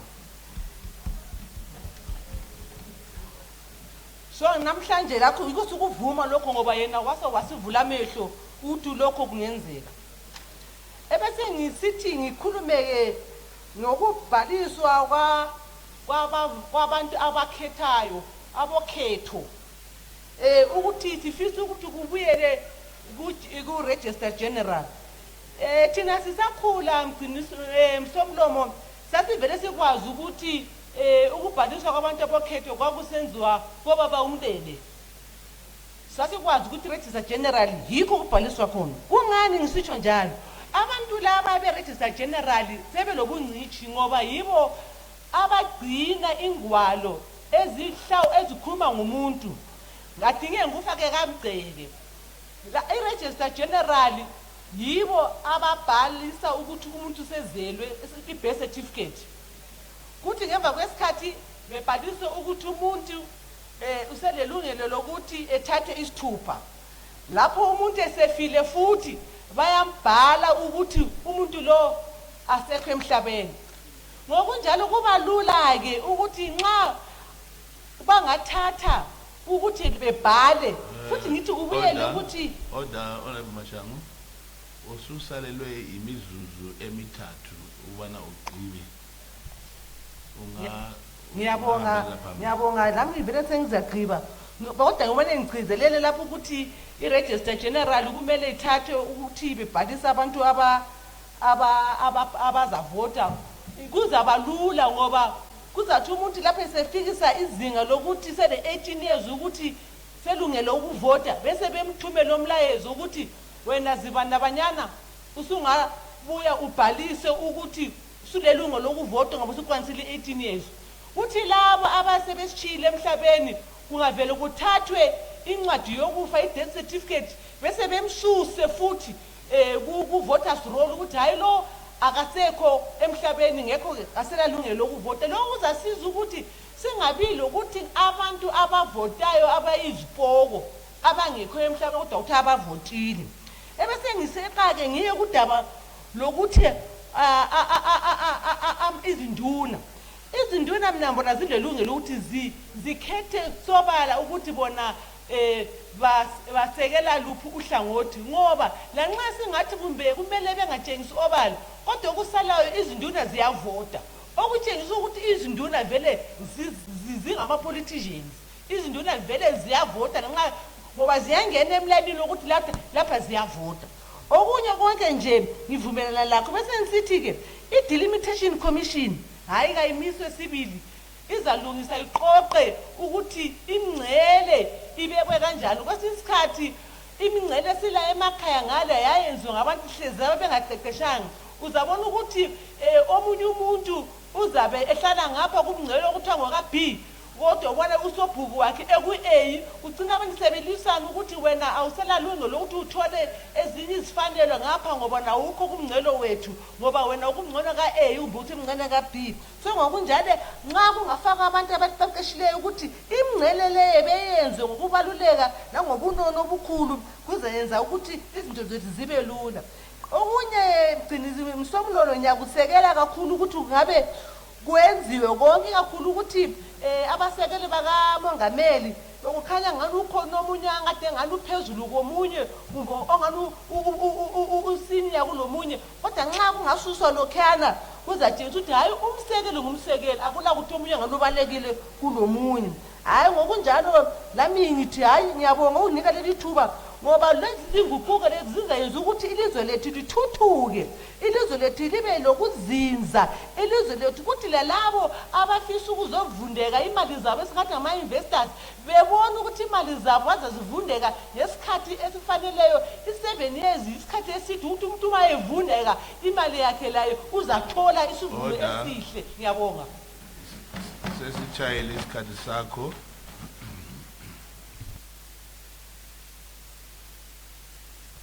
The next honorable member to take the floor is Honorable Mguni.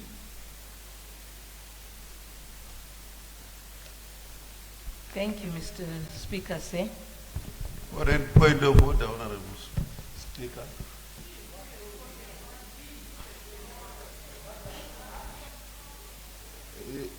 Yes, Honorable Member. Yes, thank you, Honorable Speaker. I'm just worried about the composition of this parliament, the sharing. It is actually the speakers. We are actually 3:1. So I believe that ratio should be used for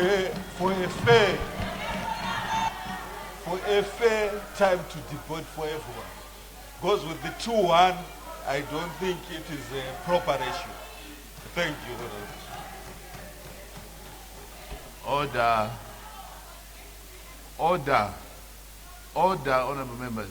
Order.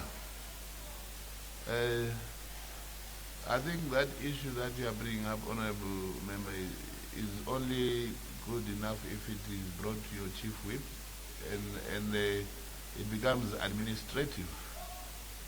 Thank you. Chair, Honorable.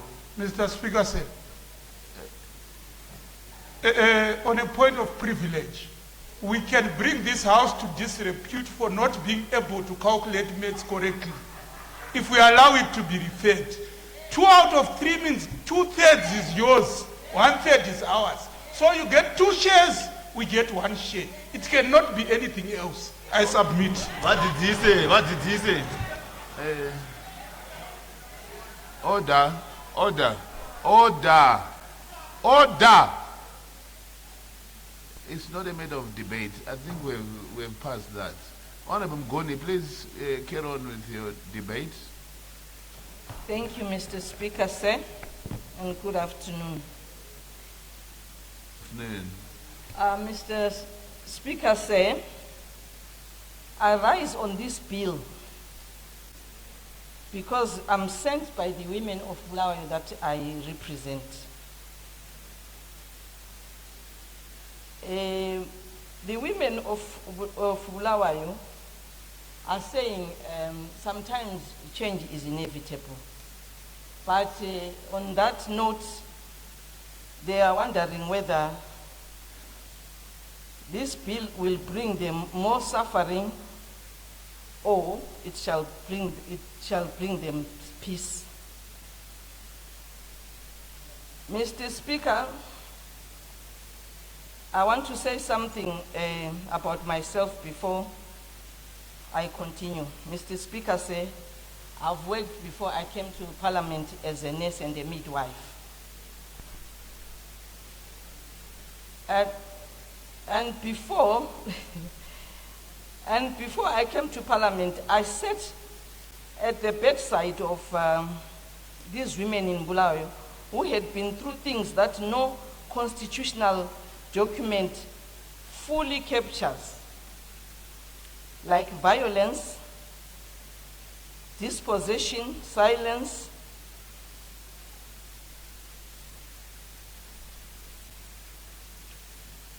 and Mr. Speaker, because of that, the women of Bulawayo say they need visibility. They need a door where they can find people, where they can find someone who can help them. And looking at my concern, Mr. Speaker, is the gender mandate. This bill removes the Zimbabwe Gender Commission from the Constitution. The rationale offered is institutional rationalization.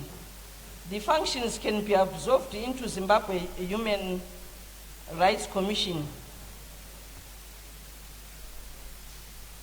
And the founding commitments to equality and non-discrimination survive untouched. I accept some of those points, but the right remain on paper. That is not the right remain on paper only.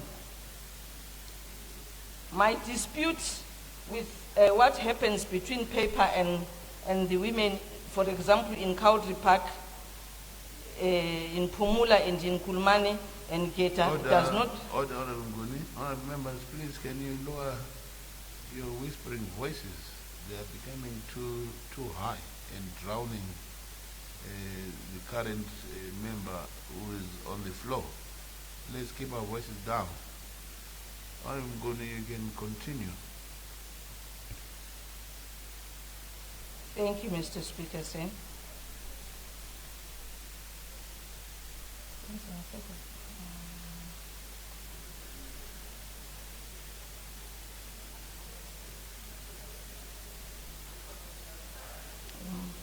I was saying, my dispute is with what happens between the paper and the woman in Kaudri Park, in Kulumane, in Geta, for example. It does not begin with her engagement with the state for a constitutional diagram. She begins from a lived problem. Mr. Speaker, the transferred mandate will be constitutional. The transferred mandate will not merely be a statutory. The same independence is not guaranteed that it will protect every woman in Bulawayo. What is not coherent on paper is how this mandate will be protected from the thing that quietly kills constitutional commitments. Here is what the bill does not do. It does not create a dedicated gender commissioner. It does not fence a budget line for the gender mandate. It does not require specialist investigators trained in gender-based discrimination.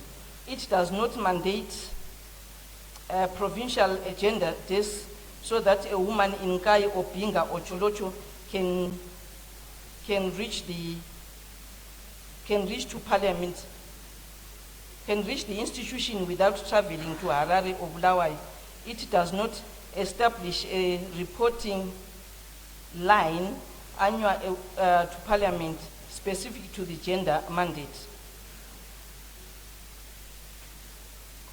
In my experience, Mr. Speaker, as a nurse, I have watched what happens when a responsibility is assigned without the architect to carry. What is told,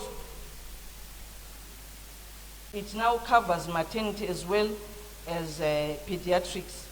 No additional beds, no additional staff, no additional drugs.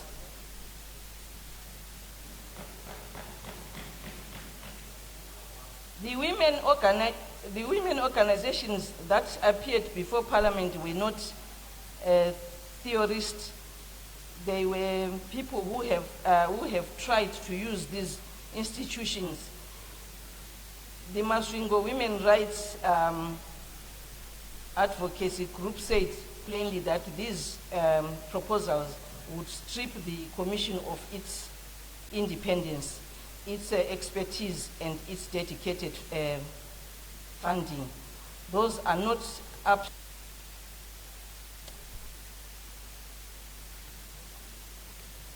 Then I also, Mr. Speaker, say,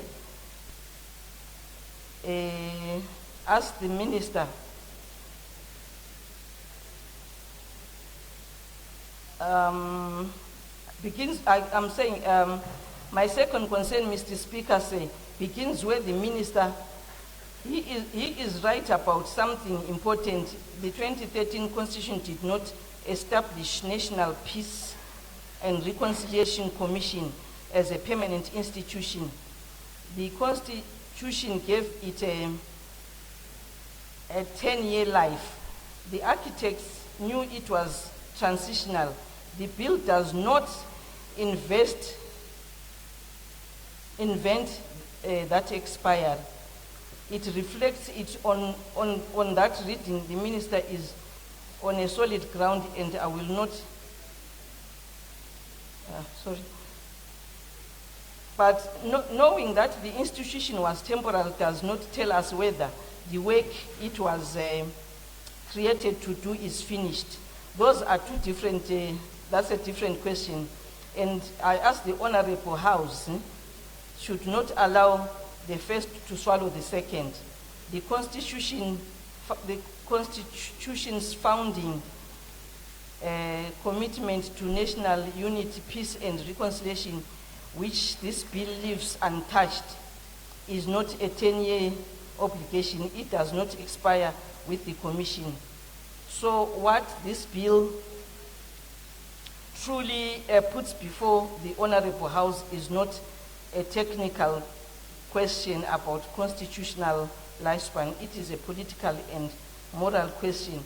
When the institution ends, where does the duty go to?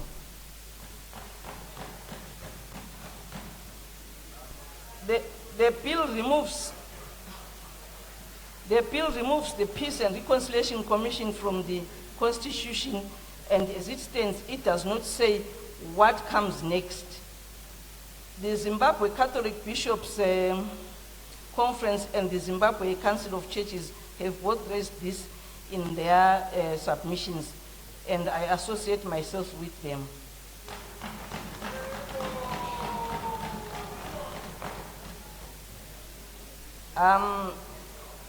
Let me speak to what this means away from the constitutional text. I have sat in rooms in Matabeleland with families still carrying questions that no official process has answered.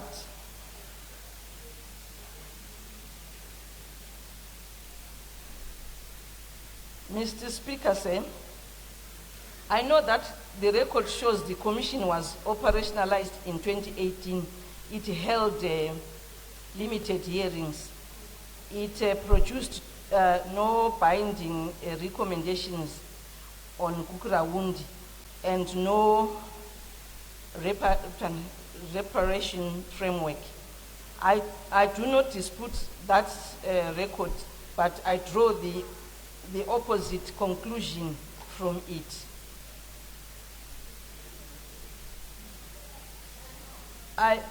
Mr. Speaker, I'm also conscious of the order granted by Justice Mafusire in 2019, which held that the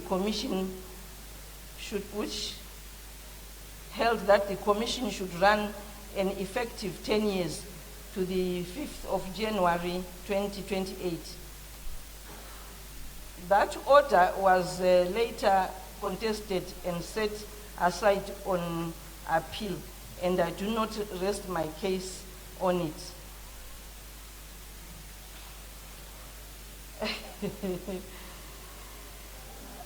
I'm almost done.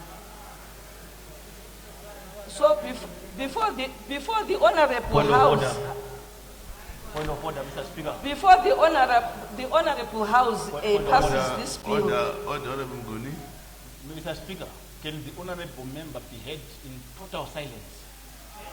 Can you please protect the Honorable Member? Please ensure that those on your right-hand side observe the silence that is required in this House. Thank you. Honorable Makumile. Oh, sorry. I see you have a desire for this chair, but you cannot macro-manage the chair. I I spoke to that earlier on, and order. We are not answering each other here. I want to teach you one fundamental advantage of this chair. It is that I speak and you keep quiet. And when you speak, I keep quiet. We don't sing. Honorable members, please, let's have Honorable Mguni head in silence. You may continue. Thank you, Mr. Speaker. Mr. Speaker, my position is this. I do not maybe completely oppose the bill on the ground that the commission must exist forever. It was not designed to. I question it because constitutional expiry and national abandonment are not the same thing. And this bill as drafted does not draw that distinct clearly enough for the people of Matabeleland to trust it. I'll conclude by saying, so before this Honorable House passes this bill, because the people of, the women of Bulawayo do agree that change sometimes is inevitable, but it's always best maybe to raise your concerns. I asked the minister one question, and I asked it on behalf of families like in Cholocho, Lupani, Ngai, Pinga, etc., who have waited years for an answer. When the Peace and the Reconciliation Commission is removed from the Constitution, what exact successor mechanism will the government establish with that mandate on what timeline, with what budget, with what provincial presence, and with what specific authority? And I thank you. You have 1 minute 30 seconds to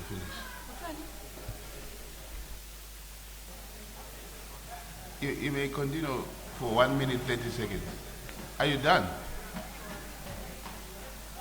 I was almost done. It was maybe just one last sentence. Okay, go ahead. That was saying, with what mandate, on what timeline, with what budget, with what provincial presence, and with what specific authority to address Kukurawundi, so that the end of this commission does not become the end of the state's commitment to the people that it was created for. Thank you, Mr. Speaker, sir. Thank you. The next honorable member to take the floor is Honorable Pinduka. Of privilege, Mr. Speaker, sir. Yes, what is your point? Honorable Speaker, sir, thank you for giving me this opportunity. I am very worried with the list that we are reading, the list that contains debaters. I am personally suspecting that our Chief Whip C possibly are being bullied to the extent that when they submit the list, it is being rearranged. And because we had many occasions, and I know they are reasonable enough, they are good people who cannot rearrange the names that would have submitted to them. So I was thinking we revert back to a situation where we submit two lists, one list from that side, the list that is submitted by our Chief Whip will stand alone. I stand guided, Mr. Speaker, so that we maintain the integrity of this House. A second. Honorable Amauswa, when the speaker was in this chair earlier on today, I think in response to Honorable Gumbo's inquiries, you clearly stated that everybody in this House shall have a chance to debate, whether they are in this list or not. So I don't think you have any worries at all. You are going to be allowed to have your chance to air your voice to this matter. So it is a done deal. you don't need to worry about that. Speaker say it's a perpetual worry because it has been happening. So I was suggesting let's separate the list as we are separated by our political parties. I am not ZANU-PF, they are not Triple C. Let's have the list that reflect the composition of this house. Order, Honorable Ramauswa. You are going to discuss that with your chief whip outside this house. 1, 2. The chief whip brings his list from your side, and the chief whip brings his list from their side, and they simply combine them. But we are not going to waste time on that. That is administrative. Let us carry on with our debates. Honorable Pinduga, please take the floor. Thank you very much, Mr. Speaker. Mr. Speaker, thank you very much for giving me the opportunity to take the floor to debate this very important bill before us in this august house today. Mr. Speaker, the Constitutional Amendment Bill number 3, HB 1, 2026, is a bill, Mr. Speaker, that I can describe as pregnant with the multiple wishes of the people of Zimbabwe in their diversity. Mr. Speaker, shortened as Constitutional Amendment Bill CAB 3. The bill, in fact, is responding to the evolving wishes of the people of Zimbabwe who are peaceful, progressive, patriotic, and ready to support the bill towards the realization of an upper middle income society by 2030 and beyond. Mr. Speaker, I rise not merely just to support the bill, but to rally support and commend the consistency and continuity of policies being implemented by the able government of the Republic of Zimbabwe. As a youthful MP, Mr. Speaker, representing the aspirations of young people across the nation, and in particular representing the people of Buhera North constituency in Mashonaland Central Province, I am standing here, Mr. Speaker, representing and expressing the wishes of the people of Buhera North constituency, and indeed in my own behalf, Mr. Speaker, as I debate to secure the prevailing consistency, continuity, stability, sovereignty, democratic maturity of our motherland Zimbabwe under the able leadership of His Excellency the President, Dr. Emmerson Dambudzo Mnangagwa. Mr. Speaker, let me be clear from the outset. Being a member of parliament who went out to listen to the views of the public during the public hearings conducted from the end of March to early April 2026, the views of the majority of Zimbabweans across all provinces reflected the overwhelming will of the voice of the people. The people have spoken, Mr. Speaker, and their message is crystal clear that CAB number 3 should be enacted into law with the pride and honors rest upon us as members of this august house. Mr. Speaker, constitutions are not relics frozen in time. Constitutions is not a cast in stone document. It is rather an instrument of governance, a rule book for running the affairs of the country, and an instrument of legitimacy, giving authority and right to government of the day and its institutions to make the laws, with the august house being mandated to consult the public on their views pertaining to the bill in question, which was done to the book, and Honorable Jobo, the Honorable Chairperson of the Parliamentary Portfolio Committee on Justice and Legal Affairs, did justice to give an inspiring statistics that is over 540,000 consulted views, and out of 540,000 views, over 537,000 registering their consensus to support the bill and applauding Parliament for the job well done. Honorable Speaker, Constitutions must evolve as nations evolve. It must adapt to challenges and it must strengthen by Parliament.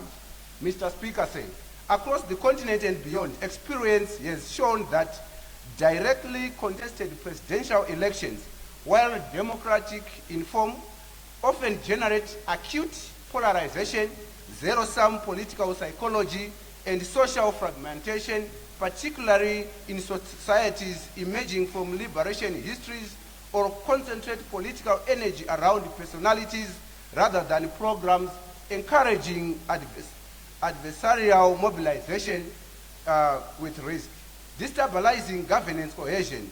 Mr. Speaker said Clause 3's proposal that the President be elected by Parliament, the collective body of representatives chosen by the people, that is the Parliament of Zimbabwe, therefore seeks to recalibrate the execution selection away from polarization, national plebiscite towards institutional consensus building within the legislature. In this model, Mr. Speaker said, sovereignty remains rooted in the electorate, but its expression is mediated through representative deliberation rather than direct personality-driven contestation, thereby moderating the destabilizing effects often associated with winner-takes-all presidential races. Mr. Speaker said, the parliamentary election of the head of state and government is neither novel nor undemocratic. It is a well-established constitutional mechanism within respected democratic systems. Over 36 countries in the Commonwealth Consortium, they are already utilizing this hybrid parliamentary election of the head of state and government.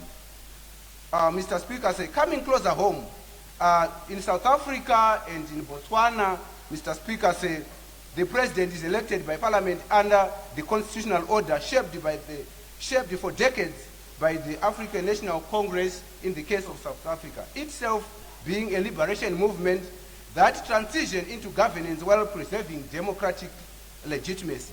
South Africa's democracy has not collapsed under this arrangement, Mr. Speaker said.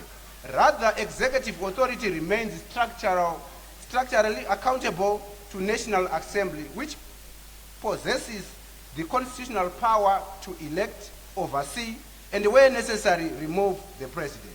This demonstrates that parliamentary presidential selection can coexist within constitutionalism.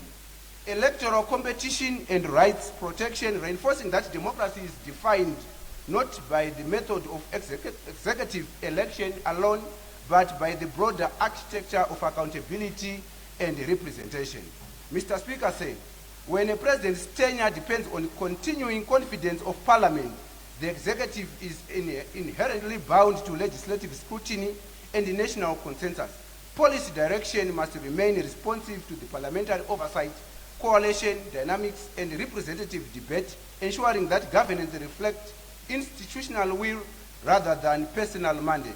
This dependence strengthens checks and balances by embedding executive legitimacy within an ongoing relationship with elected representatives, rather than a single electoral event separated from the subsequent legislative accountability.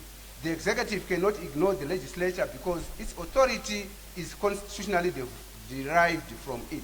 Thus, accountability operates continuously rather than episodically. Such a system depends on democratic maturity by aligning executive action with representative governance, reinforcing the principle that national authority is exercised through institutions rather than concentrated on individuals.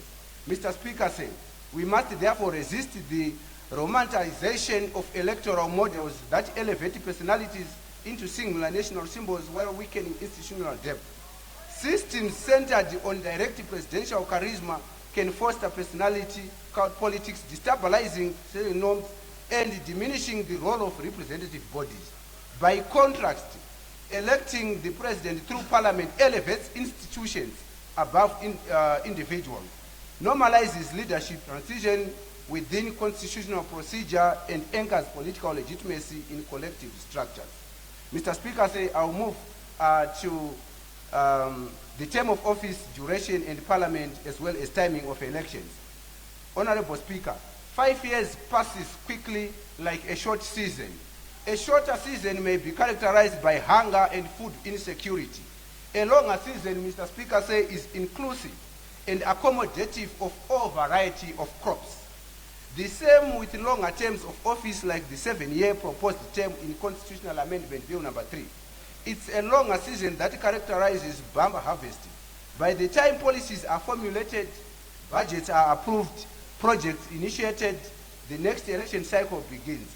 This toxicity associated with elections should be termed out, Mr. Speaker said. We cannot build dams, smart highways, establishment of economic zones and industrial corridors, or modern agricultural systems on 5-year political mandate. That is, it limits the opportunity for accelerated development. In support of the 7-year term, I wish to submit my 4-point plan, Mr. Speaker. Number 1, reduces campaign hysteria. Extending the term length of office for the president, Mr. Speaker, allows members of parliament and local authorities mandate to 7 years would substantially temper the cycle of near-permanent campaigning that often characterizes shorter electoral intervals in the Republic of Zimbabwe. When elections recur frequently, political actors are incentivized to remain in mobilization mode, amplifying rhetoric, polarizing constituencies, and prioritizing electoral positioning over governance delivery. This perpetual campaign atmosphere heightens political temperature, strains administrative focus, and diverts national discourse from development to contestation. A longer electoral horizon, Mr. Speaker, reduces immediacy of political survival pressures, allowing representatives and leaders to govern rather than campaign, institutions to function without partisan turbulence, and citizens to engage in national issues outside the charged lens of imminent elections. In this way, the 7-year term moderates political volatility by structurally lowering the frequency and intensity of electoral mobilization. Mr. Speaker, point number 2, it reduces national tension. Mr. Speaker, point number 3, it promotes long-term planning. Point number 4, Mr. Speaker, encourages policy consistency, continuity, and stability. Mr. Speaker, I will move on to clauses 11, 12, and 13. Honorable Speaker, the restructuring of electoral administration proposed in this Constitutional Amendment Bill number 3, grounded not in the pursuit of control, but in the pursuit of institutional clarity, efficiency, and credibility. Electoral governance is a complex national function encompassing voter registration, boundary delimitation, election management, and result administration, each requiring a distinct technical expertise and procedural single body. Risk of overload, duplication, and operational capacity can arise, potentially weakening public confidence. By recalibrating institutional responsibilities through Constitutional Amendment Bill number 3, Zimbabwe seeks to ensure that each electoral function is executed by a body structurally designed and resourced for that specific mandate. Such differentiation, Mr. Speaker, reflects a mature constitutional design. Institutions are not multiplied arbitrarily, but aligned with the functional coherence so that electoral processes remain transparent, professional, and publicly trusted. Honorable Speaker, Zimbabwe's constitutional evolution must also be understood within the historical arc of liberation movement that transformed from forces of independence into custodians of state and nationhood. The nation was not born in negotiation chambers, but through sacrifice, solidarity, and struggle, and that legacy carries a responsibility to balance freedom with stability in governance design. Across the continent, countries, like I've alluded to in the paragraph that I have referred to above, Mr. Speaker, constitutional systems over time need to be recalibrated to protect sovereignty, unity, and national development, while consolidating post-liberation state institutions. Order. Zimbabwe stands within Order. the shared historical You have 4 reforms. minutes remaining. Thank you, Mr. Speaker. The Constitutional Amendment Bill number 3 is about stability over chaos, institutions over individuals, long-term development over short-term politics, efficiency over duplication. We must not allow emotions to derail structural reform. History will judge us whether we chose stagnation or progress. In conclusion, Mr. Speaker said, today in history we choose progress. I therefore call upon honorable members of this august House to support the Constitutional Amendment Bill number 3, HB 1 2026, in the spirit of national and democratic evolution. Mr. Speaker, I say thank you so much for the opportunity to debate on this bill. I so support. Thank you. The next honorable member to take the floor is Honorable A. Danzi.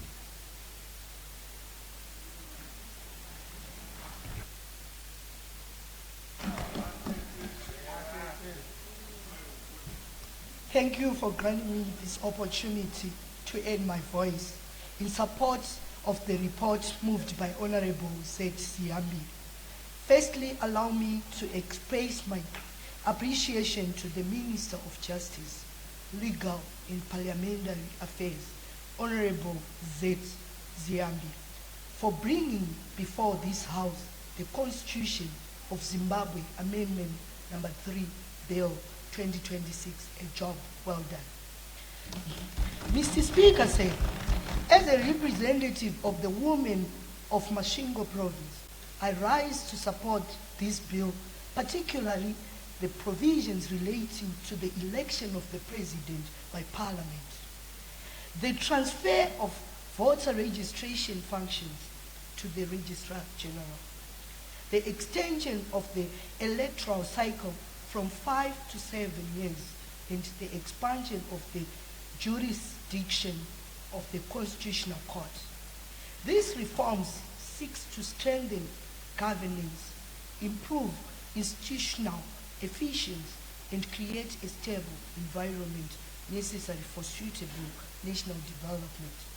Mr. Speaker, I support the proposal that the President be elected by members of Parliament sitting in a joint session, because Parliament is composed of representatives elected by citizens from every constituency and province of Zimbabwe. This ensures that the election of the President remains rooted in the democratic will of the people through their elected representatives, while promoting accountability, consensus building, and collective responsibility in national leadership. I also welcome the transfer of the voter registration, completion, and maintenance of the voters' roll to the Registrar General, who is already the custodian of national registration records and civil documentation. Consolidating these responsibilities under one institution will improve efficiency, strengthen records management, and enhance public confidence in the administration of the electoral process. The women of Masvingo province, whom I have the honor to represent in this House, have expressed strong support for the proposed extension of the electoral cycle from 5 to 7 years. During my interactions with communities across the province, many citizens have indicated that development programs require adequate time to mature and deliver meaningful results.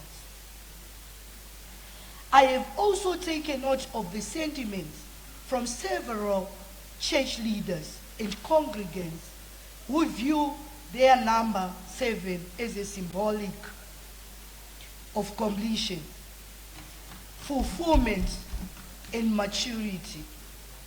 These views are particularly significant in Masvingo, which is home to one of the country's largest faith communities under the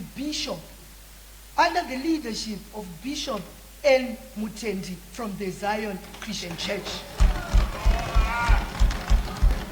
Many community members believe that a 7-year cycle would allow government programs, infrastructure projects, and economic empowerment initiatives to be completed without the disruptions that often accompany. Order, Honorable Danzi. Why don't we allow Honorable Danzi to be heard in silence? Honorable members, please.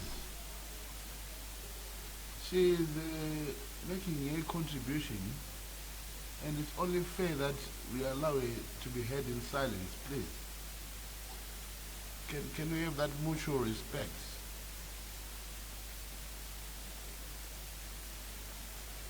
Honorable members, please. We don't want to start mentioning people by names. It's not correct. Honorable Danzi, please, may you continue. And can you be heard in silence?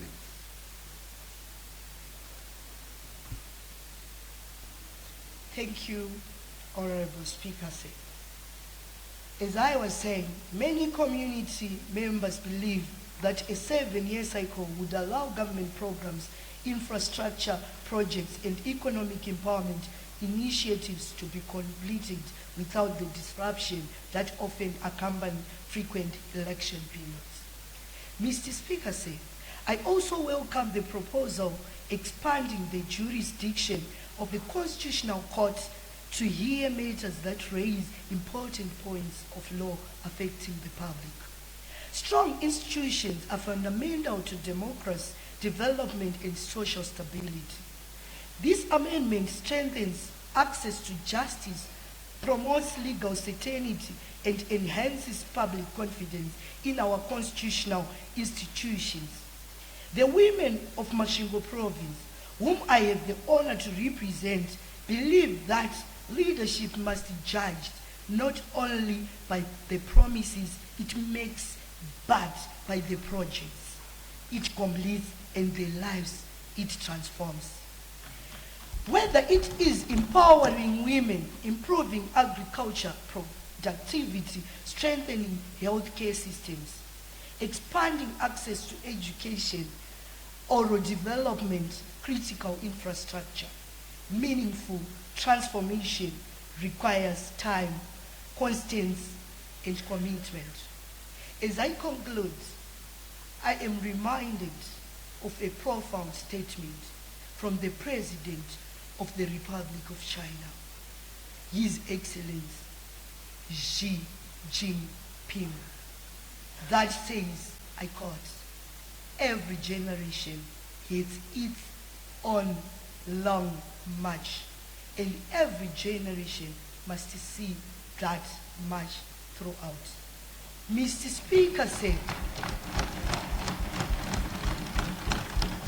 Speaker said, our generation's march is the march towards Vision 2030, prosperity, modernization, and improved livelihoods for all Zimbabweans. We have a duty to see that march throughout to its conclusion. Cap 3. It is for that reason I support this bill and recommend before this August House. I thank you.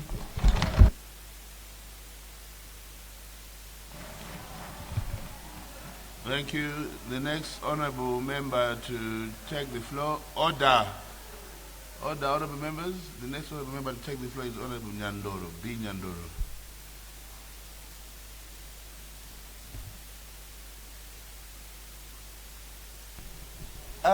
Honorable Speaker, there's been change to that regards. I thought you had been appraised in my place as coming Honorable Makombe. My sincere apologies for that. Nothing was communicated to that effect. You were saying?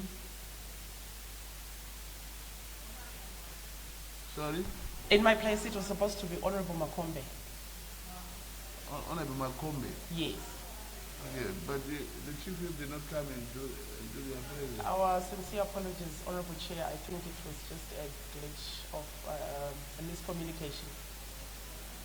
Okay, just one moment.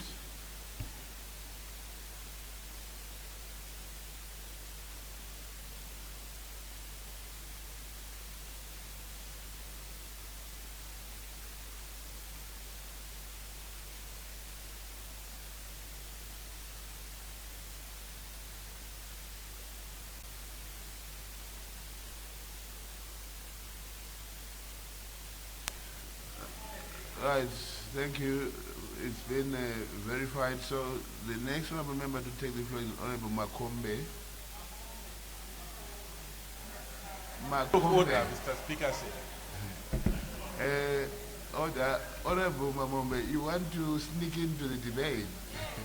you shall have to wait for your turn. Honorable Makombe, please take the floor. Thank you very much. Sorry, order. Honorable members, shall I remind you of the standing orders that we have? When a member is on the floor, all other members must be seated. Let's limit movements so that we maintain decorum of the House. Honorable Makombe, you may proceed. Thank you very much, Honorable Speaker, for affording the opportunity to air my voice on this very important bill. Mr. Speaker, change by nature is not something that is easily acceptable, and always you will find out that there will be different views. The bill before us has got its own advantages and disadvantages. The people we represent expect us to come up with a true reflection of what they want. Hence my contributions are from those that I represent in this House. Mr. Speaker, I understand that according to our rules in this House, we are not supposed to repeat on some of the things that would have been said by other honorable members. I therefore shall concentrate on 3 issues. The first one, Mr. Speaker, is to do with voter registration. From what has been happening previously, ZEC has not been doing a good job when it comes to voter registration. In most cases, the process of registering voters was another way of rigging, where the registration was being suppressed in areas where it was deemed to be stronghold of the opposition. And because of that, I think if we take the voter registration to the Registrar General's office, where registration would automatically take place as soon as someone turns 18 years, and remove the deceased once it's registered in their offices.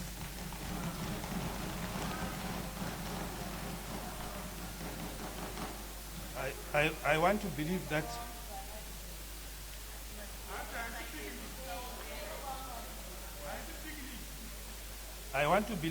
once a voter is registered at 18 years, it will be up to the voter maybe to change the constituents or what. So I strongly support this proposal. Mr. Speaker, I want to touch on the issue of chiefs. Mr. Speaker, I come from a chieftainship set up in my area, and we enjoy a lot of respect from our subjects. Most of the times, wherever there are elections, as we all know that politics is a dirty game, we always want to try and bring each other down. And I don't think this will be befitting to our chiefs if they participate openly in partisan politics. Their office is a lifetime office. They can't show that lifetime office due to an office that has got which is temporal. So I want to believe that let's leave our chiefs to do whatever they are doing. What I can only urge is for government to uplift their welfare, not to get into politics. Mr. Speaker, the other issue is about the Gender Commission. I want to believe most women have been happy to have this commission in place because there are some successes that has been recorded when the commission was in place. Issues that deals with gender violence, the issue of upliftment of women. These are some of the things that our women are proud of when they talk of the gender commission. So in that regard, I want to strongly oppose the removal of gender commission from its current setup. I want to believe that our women, even those that are in here in this house, would want the gender commission to remain as it is. Mr. Speaker, I want to thank you for the opportunity. Thank you so much. Thank you. The next honorable member to take the floor is Honorable Mutandi, G. Mutandi.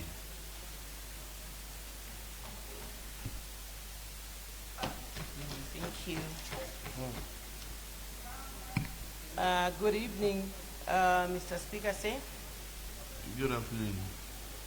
I rise today to respectively and firmly express my support for Constitutional Amendment Bill number 3, particularly the provisions contained in Clause 4 on the extension of the presidential term and Clause 11 on the establishment of the Zimbabwe Electoral Delimitation Commission.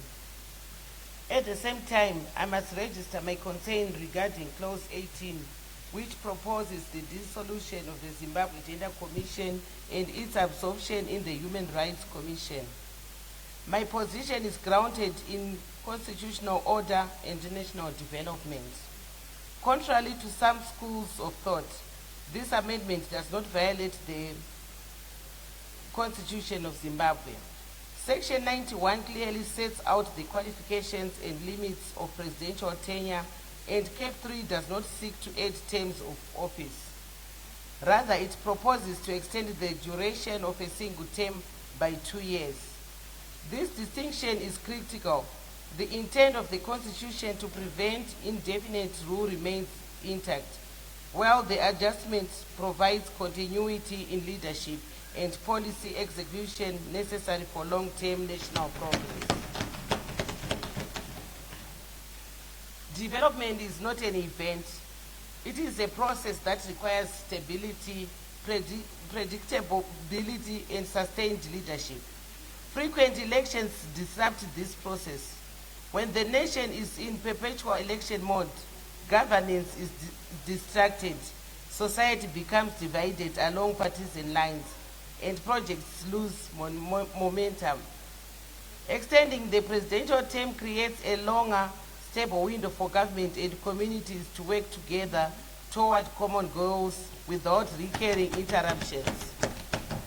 It fosters unity and allows development to transcend party politics. Moreover, elections are costly. They divert scarce resources from services delivery and infrastructure. Zimbabwe is recovering from the impact of illegal sanctions, and every dollar must be channeled towards development. Frequent electoral cycles result in projects being abandoned midstream, wasting public funds and leaving citizens with unmet expectations. An extended term ensures value for money, accountability, and completion of projects. This proposal also strengthens the social contact between legislators and the people. Citizens vote for members of parliament with the expectation that will deliver tangible results, which are roads, clinics, schools, and other infrastructure. Term extensions allow the nations to consolidate the gains from NDS-1 as we transition into NDS-2 in pursuit of Vision 2030 towards an upper middle class society. In my province of Manicaland, several projects are underway but remain unfinished. Extending the presidential term provides the continuity needed to complete these projects, ensuring that communities benefit from investments already made. It is about honoring the trust placed in us by the electorate.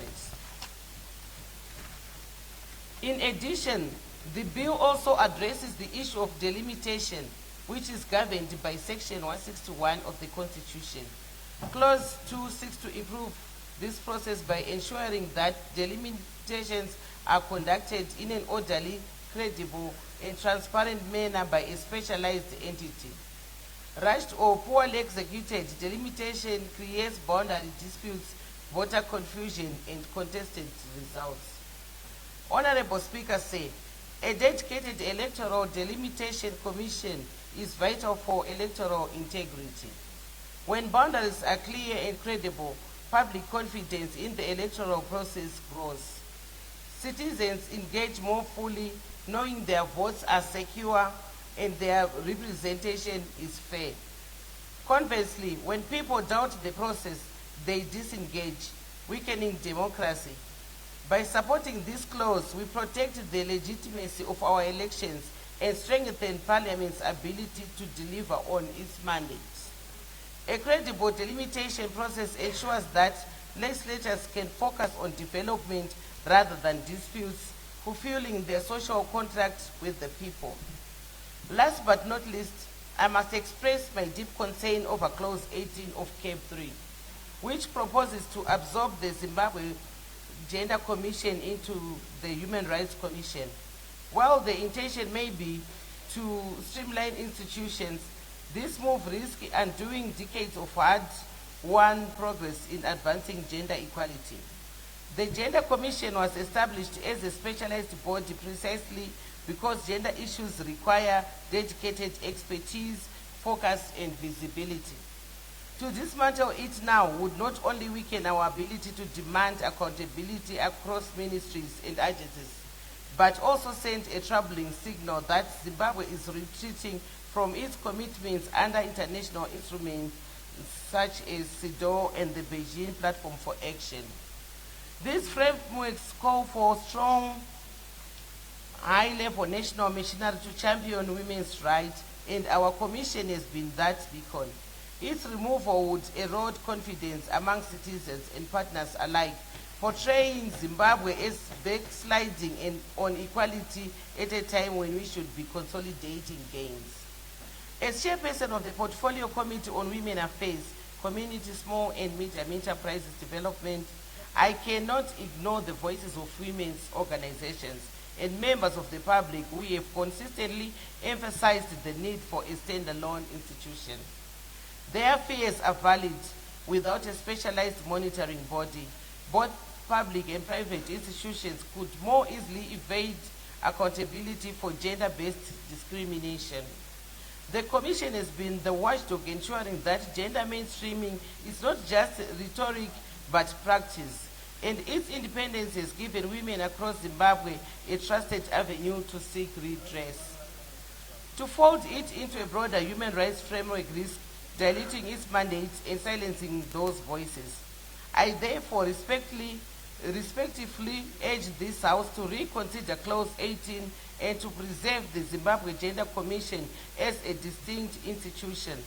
In doing so, we affirm our commitment to protecting the dignity, rights, and aspirations of women and girls, and we safeguard Zimbabwe's reputation as a nation that honors its obligations and values equality as a cornerstone of its democracy. Cape 3 is not about entrenching power. It is about entrenching development, unity, and credibility. As legislators, we are bound by our social contract with the people. They entrust us with their votes, expecting completed projects, improved services, and tangible progress. Cape 3 provides the continuity and credibility needed to honor that contract. It consolidates the gains of NDS-1, prepares us for NDS-2, and moves us decisively toward Vision 2030. I therefore commend Cape 3 to this House and urge all honorable members to support it. Let us choose continuity over disruption, completion over abandonment, and unity over division. In doing so, we affirm our collective responsibility to deliver results, champion gender equality and equity while strengthening democracy. I so submit. further debates, I call upon Honorable Mkomberi. Oh, thank you, Madam Speaker. And allow me to speak and add my voice also on Constitutional Amendment Bill number 3. Madam Speaker, ma'am, the Constitution of Zimbabwe provides a section, that is section 328, which is very clear to state that amendment of this constitution is possible. On subsection 1 of the same section, Madam Speaker, it is very clear, it defines a constitutional bill where it says, a constitutional bill is a bill that seeks to amend this constitution. And in this mildly honorable Speaker, ma'am, CAB 3 is such a constitutional bill which seeks to amend the Constitution of Zimbabwe, but following the procedure outlined under section 328 of our Constitution. The same section clearly highlights under subsection 6, honorable Speaker, ma'am, on which items of the Constitution, if ever to be amended, shall require a referendum.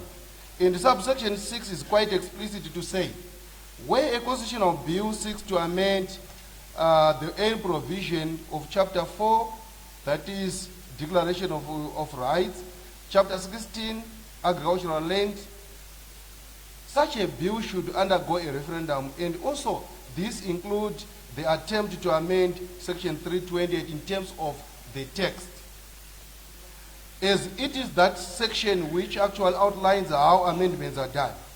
It is very clear, honorable Speaker, ma'am, that from the clauses contained in CAB 3 on Constitutional Amendment Bill number 3 and the proposed amendments thereof, that no amendment is intended to make any alteration on chapter 4, chapter 16, as well as section 328. Thus, this amendment bill follows an amendment procedure which does not require a referendum at all, honorable Speaker, ma'am. It was just a background to clear the claims of a referendum. Honorable Speaker, ma'am, allow me also to dive into some specific clauses and proposed amendments contained in this bill, which clearly unleash boldly transformational reforms that fortify constitutional governance, invigorate democratic institutions, sharpen institutional mandates, and seamlessly align Zimbabwe with the proven best practices from the world's most progressive nations. First and foremost, honorable Speaker, ma'am, let me start by the proposed amendment of section 92 as it is in clause 2 of the bill. The amendment seeks to shift election of the president from direct popular vote to indirect parliamentary election, where the president is proposed to be elected by members of parliament in joint session by absolute majority, being presided over by the Chief Justice in accordance with the standing orders. Honorable Speaker, ma'am, the rationale of this amendment is very clear. It draws from Zimbabwe's pre-1987 parliamentary tradition, and it really mirrors successful models in South Africa, Botswana, if you were to mention just a few in our region, and it is actually consistent with the position and best practice in 34 out of 56 Commonwealth countries. To that end, honorable Speaker, ma'am, allow me to play with the figures a bit and analyze to say 34 countries in the Commonwealth, they use indirect election that we are proposing to also use. That is 60.7% of the Commonwealth countries, where only 20 of such countries in the Commonwealth use direct election. That is 35.7%, which is a minority percentage compared to those which use indirect election method, and 2 of them use absolute, they are actually absolute monarchies, that is without elections at all. Honorable Speaker, ma'am, from this analysis, It is very clear and undeniable reality that indirect election of the head of state through parliamentary processes is the settled norm across the Commonwealth, the very community that Zimbabwe is also striving to re-enter.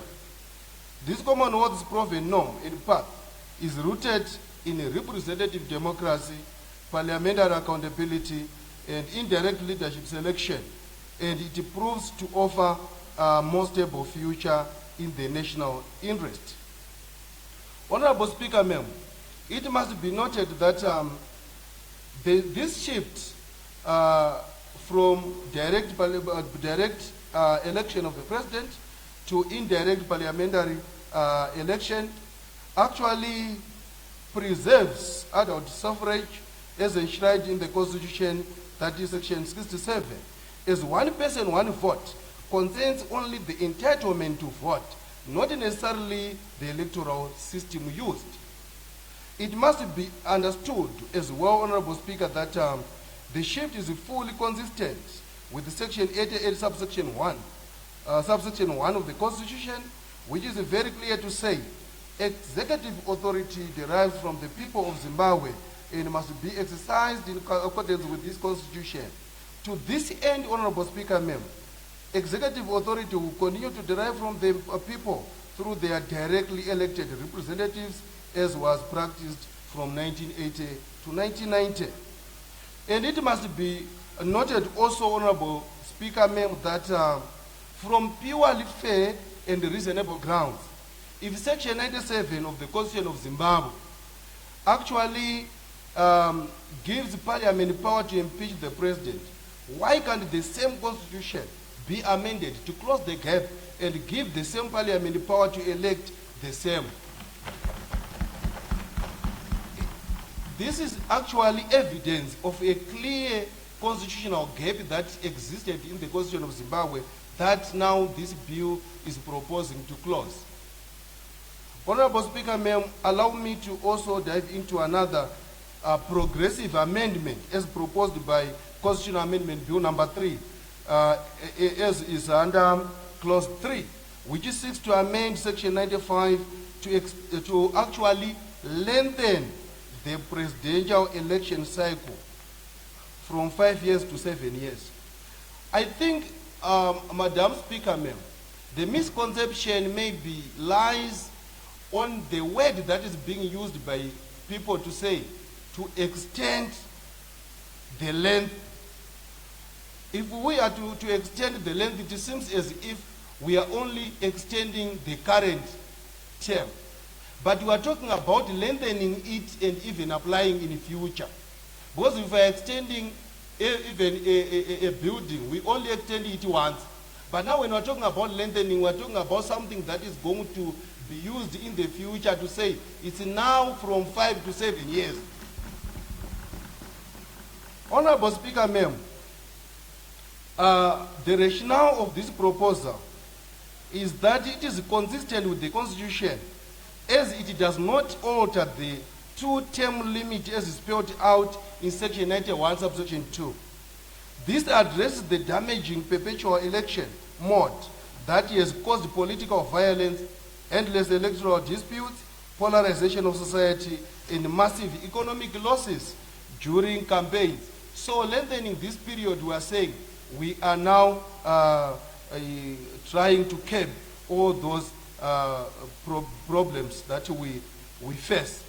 Given our macroeconomic framework, Madam Speaker, ma'am, and the objectives, this amendment comes in the rightful time to enable better policy implementation, infrastructure development, and implementation of National Development Strategy 2 to achieve Vision 2030 objectives, as well as the future peace and development of the country.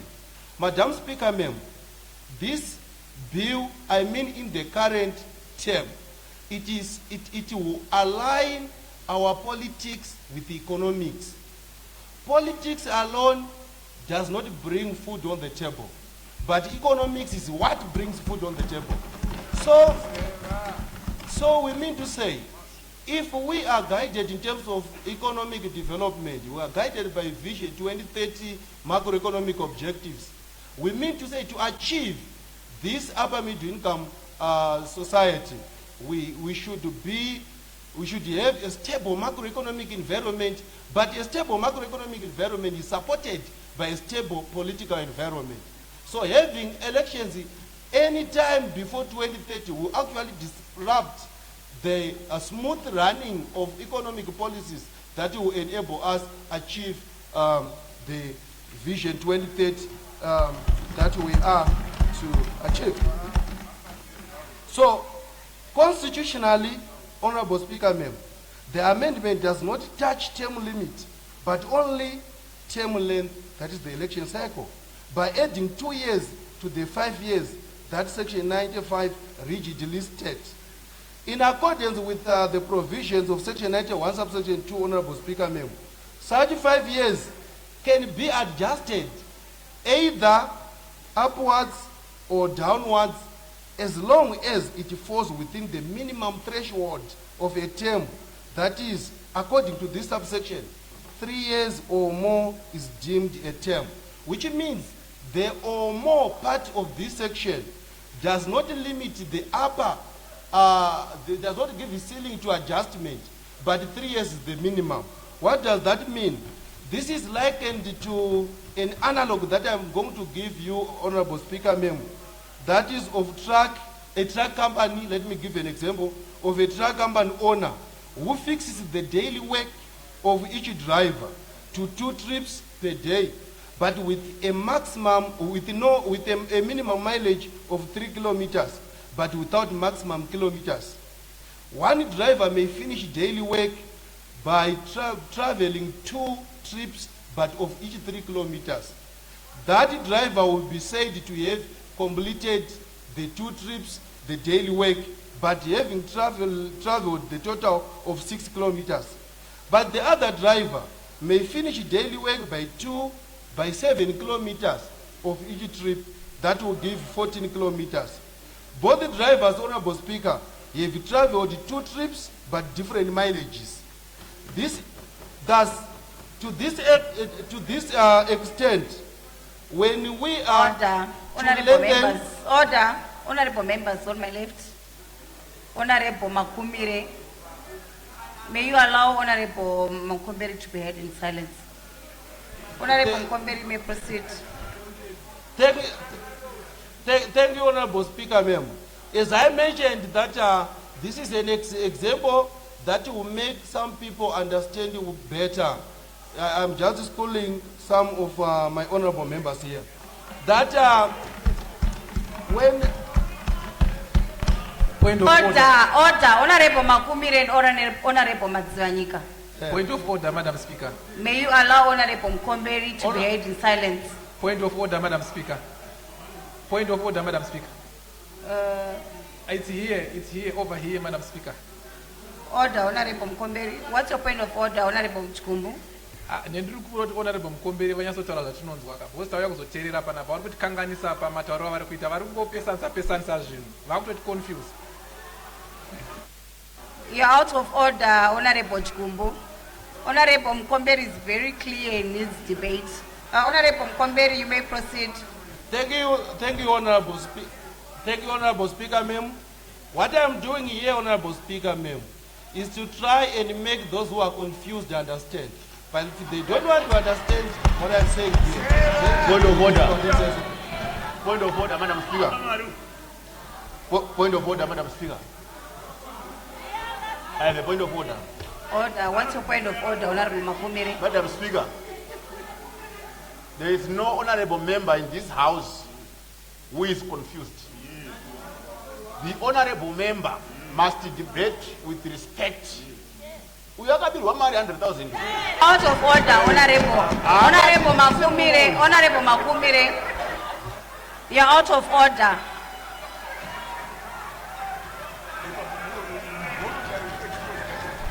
Honorable Makumire, you're out of order.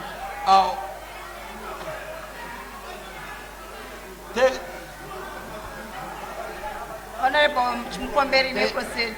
Thank you, Honorable Speaker, ma'am. Let me just proceed for the sake of progress. So what I've been explaining, Honorable Speaker, ma'am, is that extending the length of a single term to 7 years, in this case, does not mean an additional term, but simply increasing the mileage of a single term. The third item that I want to touch on, Honorable Speaker, ma'am, that is actually linked to this one, is clause 7, which is proposing to amend section 143 of the Constitution that is trying to align Parliament's election cycle with the new 7-year presidential cycle to eliminate the structural cause of perpetual electioneering, the scourge of electoral disputes, to enable sustainable governance, long-term infrastructure development, as well as social progress. Clause 8 also, Honorable Speaker, ma'am, is only supported. Order, I'm my chair, I'm left. I'm the chair. Honorable Mkomberi, you're left with 5 minutes. Thank you, Honorable Speaker, ma'am. I've been saying clause 8 is also closely linked to this one, to also extend the length of term of councillors as guided by section 158. Another progressive amendment, Honorable Speaker, ma'am, that I want also to unequivocally support is under clause 12, which seeks to transfer responsibility for voter registration and maintenance of the voters' roll to the Registrar General's office. This builds on the improved capacities of the Registrar General's office in the biodata management and security, as well as successful innovation of small polling station specific roles that enhance electoral integrity and public confidence. Honorable Speaker, ma'am, the proposal under clause 9 is also very progressive, as this establishes an independent Zimbabwe Electoral Delimitation Commission in Chapter 7 to handle boundary delimitation impartially and transparently, while freeing ZEC to focus on organization of conduct of elections in order to foster public trust in the country's electoral processes, to eliminate the scourge of disputed elections and societal polarization. Honorable Speaker, ma'am, given the foregone analysis, it is very clear that this bill in question modernizes and streamlines our constitutional architecture as a country, while at the same time faithfully upholding the enduring values enshrined in the 2013 Constitution.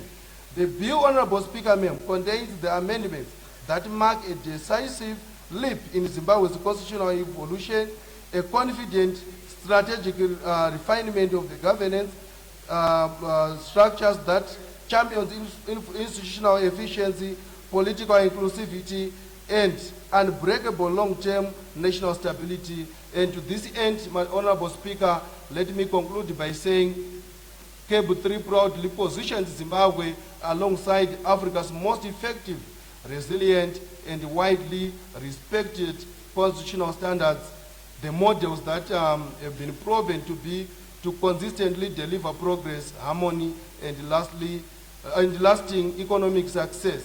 Honorable Speaker, ma'am, with these submissions, I rest my case. Thank you very much. Thank you. Further debates, I call upon Honorable Mureyani.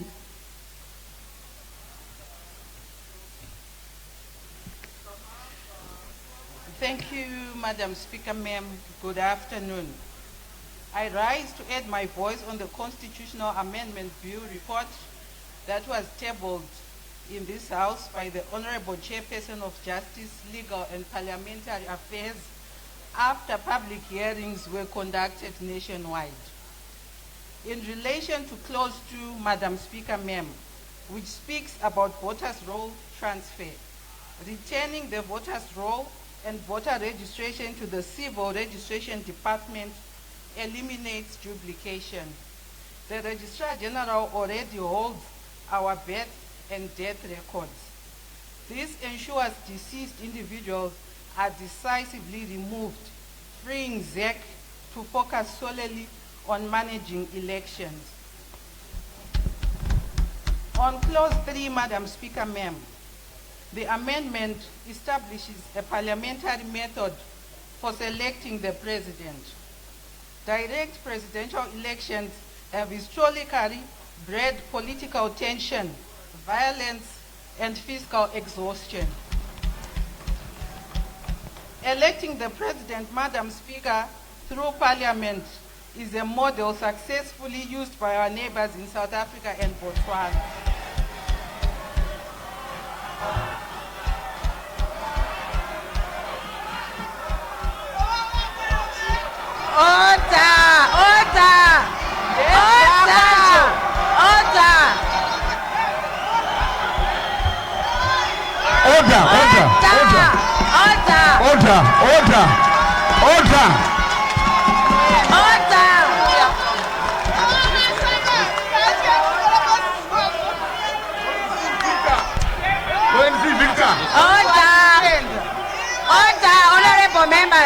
Point of order, Madam Order.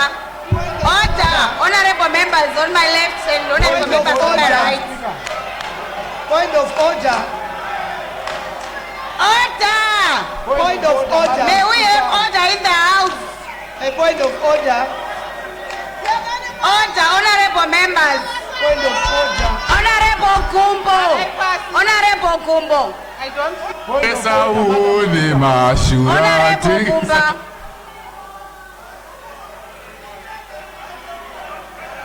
Order! Point of order, Madam Speaker. Order! May we have order in the house? Point of order. I'm going to count 1 up to 3. Whoever is standing is going to walk out of the house. Yes. Order, Honorable Gumbo. May you put yourself to order. I'm going to ask you to leave this house. May you allow Honorable Mreani to be heard in silence. Everyone was debating and everyone has been given a chance to debate. You are going to get your own chance to air your views. May we have order in this house. Get out. Order. I want to see Honorable Mreani only. She's the only one who's supposed to be standing. Yes. May we have order. Yes. Order, Honorable Makumira, I never asked you to assist me.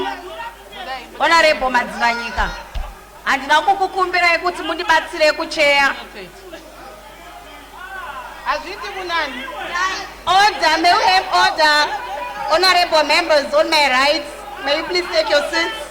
Honorable members on my left.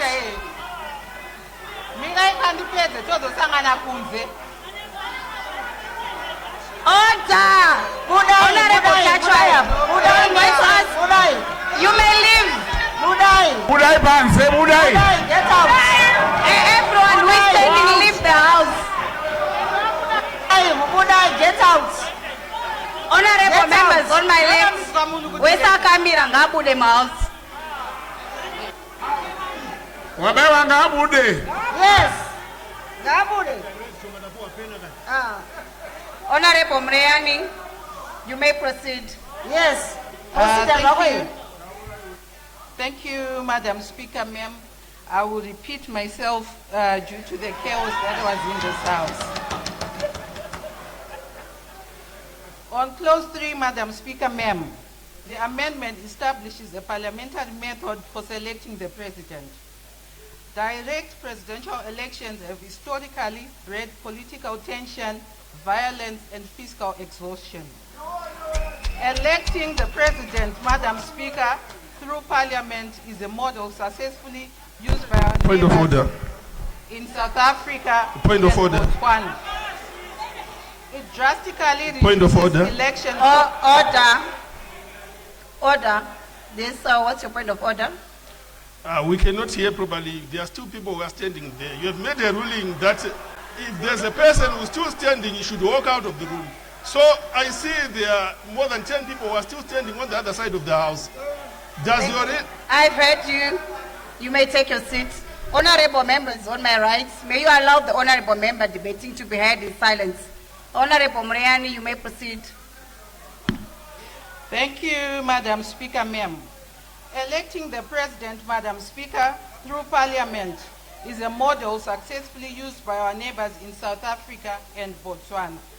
It drastically reduces election costs, and fosters harmony between the executive and legislature. If Parliament has the power to impeach, it only makes sense that it has the power to. However, Madam Speaker, ma'am, the clause does not speak on the issue of strengthening accountability mechanisms. The President should be subject to mandatory times of accountability to Parliament. Moving on to the 7-year term, Madam Speaker, ma'am, which is on clause 4, 9, and 10. 5 years is simply too short. Major developmental projects require stability. Point of order, Madam Speaker. Order. Point of order. Order. Point of order. Order, Honorable Mrenyani. What's the point of order, Honorable Gumbo? Yeah, her time is up. Honorable Gumbo. Her time is up. Order, Honorable Gumbo. Her time is up. Honorable Gumbo. Can you add more 30 minutes? Order. Honorable Gumbo. 10 minutes. Honorable Gumbo, we are not here to play games. Yeah, it's not a game. No, yes, I'm not playing games with you. We are here for serious business. May you take back your seat? A time is up. Honorable Gumbo, Makuri Manyanya Kutu. Honorable Mrenyani, you may proceed. 5 years, Madam Speaker, is simply too short. Major developmental projects require stability. A 7-year cycle stops the perpetual campaign mode that slows our economy down every 5 years. Allow me, Madam Speaker, to focus on the repeal of the Gender Commission as proposed by the bill. The repeal of the Gender Commission will lead to gender blindness and violate international obligations like the Beijing Platform for Action. The Zimbabwe Gender Commission only takes up to 0.02% to 0.04% of the national budget. Zimbabwe has been a champion of gender equality in the region due to its constitution. This move would likely result in reputational damage, portraying the country as backsliding on gender equality. Preserving the Zimbabwe Gender Commission ensures dedicated advocacy for gender issues and compliance with both national and international commitments to gender equality and human rights. As a signatory to several international treaties that specifically establish specialized institutions to eliminate discrimination against women and promote gender equality, Zimbabwe has an obligation to continue supporting the existence of an independent body that promotes gender equality and women's empowerment. Madam Speaker, the proposed amendment risks dismantling the progress made towards a gender-just society. Transferring these duties to Zimbabwe Human Rights Commission presents a strategic risk given its already broad and demanding portfolio.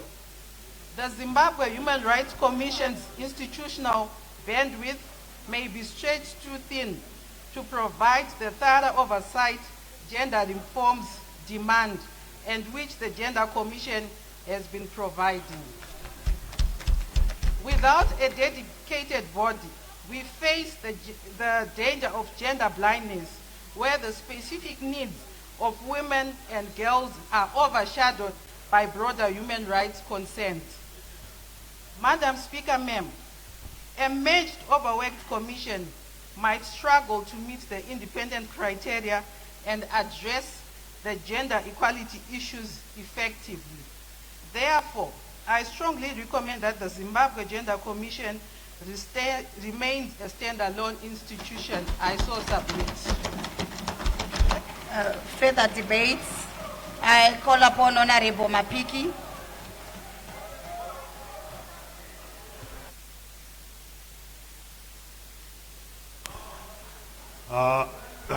Maita basa ambato echigaro nekundipawo mukana wakadai wokuti nditaure. ndoda kufara nemukana wamandipa ndokumbira kuti mundidziirirewo. Mukana wamandipa unofadza nekuti vanhu pavakaenda kuhondo ndo zvawairwira kuti vakwanise kunyora zvinhu zvavo kwete zvinonyorwa nevamwe. Saka ndinoda kufara, ndoda kutenda hurumende yavamunangarwa nekutarisa zvido zvevanhu, nokuti vakaenda kumaruwa vakabvunza, vakaenda mumataundi vakabvunza, vanhu vakataura zvavanoda. Saka utongo hwakadaro ndo hwatairwirawo, ndo hwakarwiwa nevabereki vedu novakoma vedu kuti hunge huripo, kuti vanhu vakawanda vataure zvavanokwanisa kuita. Zvakadaro mubati wechigaro, ini ndinotsigira zvine simba bhiru yauya iyi yavari kuti cable 3 ndikuitsigira chaizvo. Chokutanga chandikunyanya kutsigira ndochokuti paramendi, makanzuru napresident papuwe dzimwe makore maviri kuti washande. Vazhinji vanobvunza kuti kosei amai vangu vaitonditi kana bhoro risina kufa rinogadzirirwei, kana mota isina kufa munoenderei nayo kugaraji nezvipanera vanhu vaida kugadzira. Madii kungoiregera yakadaro ifambe yakadaro.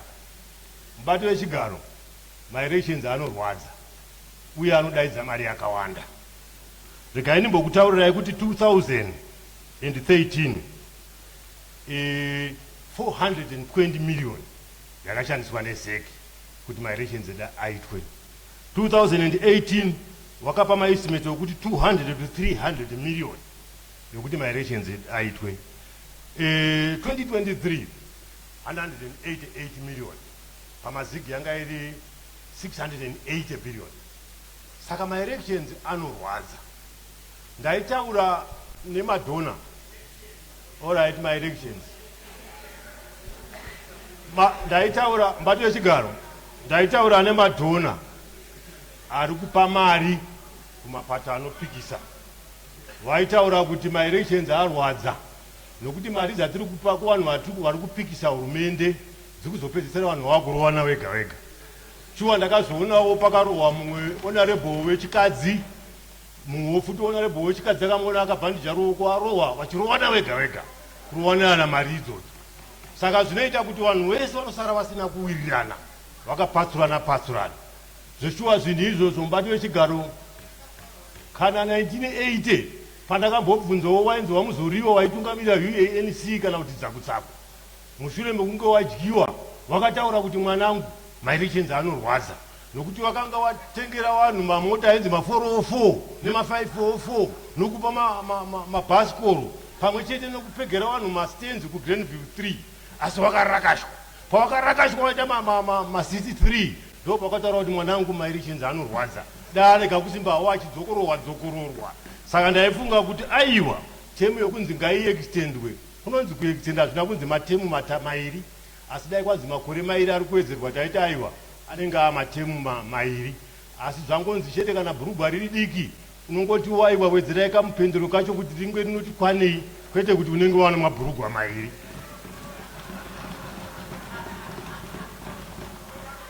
Mubati wechigaro, kana bhodhoro rehwahwa radzika rapasi ukanzwa vanhu vachingoti ndirirewo mbichana, hazvina kunzi wapuhwa rimwe doro bhodhoro aiwa, vari kungowedzera bhodhoro hwanga hurimo. Saka ndiri kutaura kuti nyaya yanzi aiwa wedzerai chete, hazvina kumbonzi itai makore mamwe matemu mairi, vanzi wedzerai chete. Ndofunga munoti nemagweta nevamwe vanoziva zvomutemo vanogona kuravarava. Ndaifunga kuti manzwi iyayo atarise kuti kuwedzera kwete kunzi waanochi. Kana ndikanzi mbunda sabhuku isa 2 meters uchirima uko handina kupuhwa minda miviri, ndangonzi wedzera. Saka ndaifunga kuti nyaya iyi inofanira kuti itariswe. Imwe nyaya yechipiri yanzi president vanofanira kusarudzwa neparamendi. Nyaya iyi yakanaka chaizvo, ndinoisigira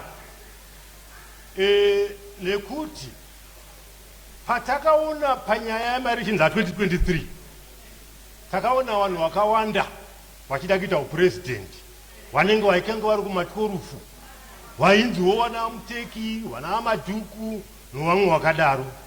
Wanawa pawakanga wadyiwa wakabva vati ngati joinei inonzi Poland. Asi ukaona kuti ko vanhu iwawa dai vakangonzi vanhu ngavasarudzwe muparamendi, vanhu iwawa vakanga vamhanya kuupurezidenti kuti vaone mari vachiwesera nyika mari, zvinozofamba sei? Takaona zvochi vanhu vakawanda vakapinda muPoland nhasi ichiripo. Vamwe vacho kumubvunza dai yanga iri paramendi yaisarudza vanhu, isina kumbosarudza vanhu vakadaro. Vamwe vakapuhwa mota muPoland imomo. Nyangwe zvazvo vamwe vakuru wenhingi wemamwe mapato vakazoramba kupinda muPoland, vakazotiza zvavo vakashora chikei wapeta zvirauro wakuenda wasiya vana vasina vanotsikira. Mubato wechigaro ndaiti mabasa atofanira kuatarisa kuti anoitirei nyika, nokuti zvoshuwa vamwe vakatiza mapato akasara asina baba. Iyo zvinoizvi taakunzwa musocial media maakunzi tonderai dzoka nehari tibike doro romusha. Zvoreva kuti inenge kusisina mwana anotungamirira mapato. Asi kana kuri kuti tati MP muno ngaasarudze purezidenti wake, zvinhu zvedu zvinotifambira zvakanaka. Asi regai ndidzokere kumashure zvishoma.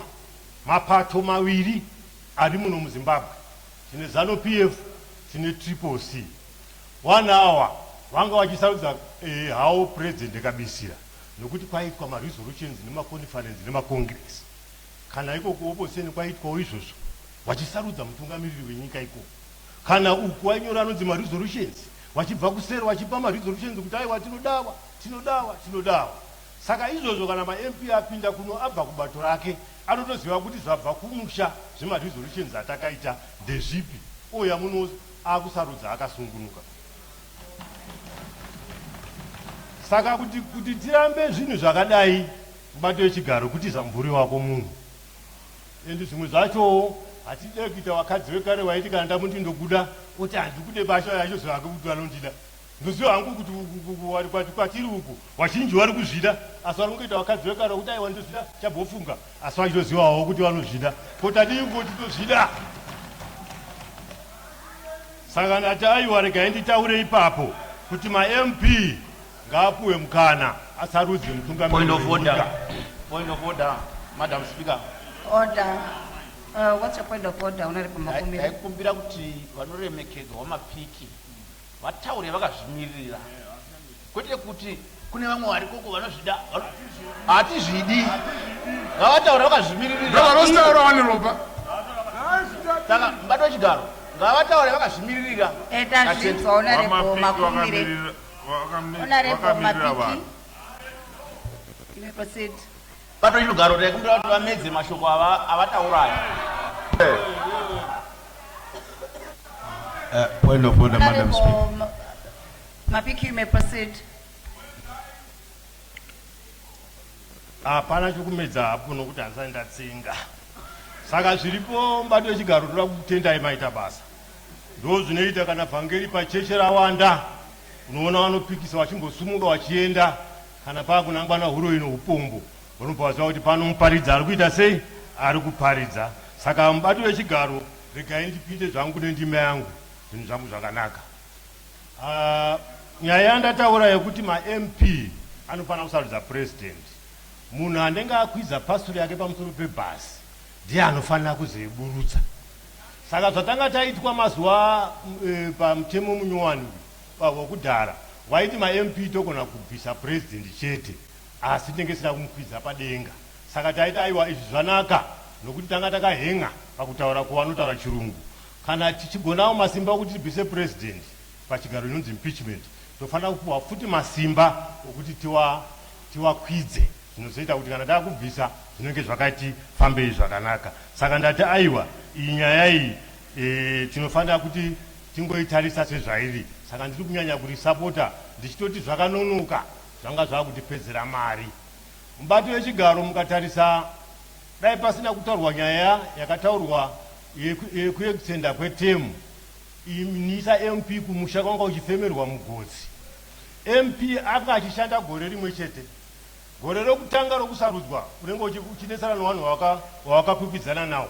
Gore rechipiri ukunetsana nevanhu wawakakwikwidzana nawo. Kana waita gore rimwe chete, rechi4 wakunetsana newakuda kupinda pachigaro. Saka development panga pasisina, tanga ingoita basa rokuda kunetsana chete panyaya dzepama-elections. Tingataure zvedu kuti vanhu vangazvirambe izvi, asi ndakanzwa hangu vamwe vataura uku kuti aiwa mataura enyu wamapiki kuti tozvida ko madii kungoita zivira mumwoyo kuti amai mukadzi wababa hazvifambe zvichitaurwa kunzi amai mukadzi wababa asi vanozviziva zvavo ikoko kuti amai mukadzi wababa. Saka nyaya yemaelections hapana budiriro yanga ichiitwa nekuti pa2 years mukurwisana pamakore mamwe 2 munenge muchirwisana. Saka MP ega ega anenge ari mushishi ropa gara pasi man. Order. Not a point of order. Another election. Elections. Honorable Makumire may take your seat. Honorable Mapiki, you may proceed. Aiwa, maita basa mpatu wechigaro. Kana tikapita mfamily mega mega. Pano vamwe baba vanonzi kana muningina wako akasumuka achitaura vanhu vanongoti nyararai ndo zvaari. Saka ipapa tinongonyarara separamendi nokuti ndo zvaari. Panogona kunge pakadyiwa mombe dzoumai vanhu vanongoti chionai mangwana kuti zvinogo zvaenda zvakaita sei. Maita basa mubati wechigaro. Mubati wechigaro ndoda kuenda panyaya yataurwa kunzi mapepa edu anofanira kunge zvese zvakuenda zvibve kuzeki zviende uku. Zveshuwa panga pane matambudziko anga aripo nokuti ofisi yaregistry ndo yanga iri mochari. Saka zvitunha zvanga zvakuchengeteswa kusiriko. Saka kuuya kwaya zvaita izvi aiwa ngazvibva hazvo kuzeki zviende uku. Nyaya yakaita kuti 2023 zvichinjwe pakava nomufungo kana muono kana kuvenga kuva vakanga varipo vainzi vamudede zvokuti kana vakabvunza vanhu vakaenda panguva iyoyo vaingoti hatide mudede chete asi zvese zvaiitwa ikoko kuti zviitwe uku zvakanga zvichiitwa. Saka aiwa ndoda kutenda minista nemaonero wakaita pavakadrafta novakavabatsira kuti aiwa zvakesari ngazviende kuna kesari izvo zvosara zviri kupi zviri kwazviri uku. Ndofunga yokupedzesera hamwe chada kutorera vanhu andichada kutorera vanhu hangu kana vakanyanya inyaya yemadzimambo. Asi madzimambo tichataura zvedu ndo vanochengeta nhaka. Kana nhaka yakunge yakukanganiswa vanofanira kunge vachiziva kuti nhaka yakanganiswa.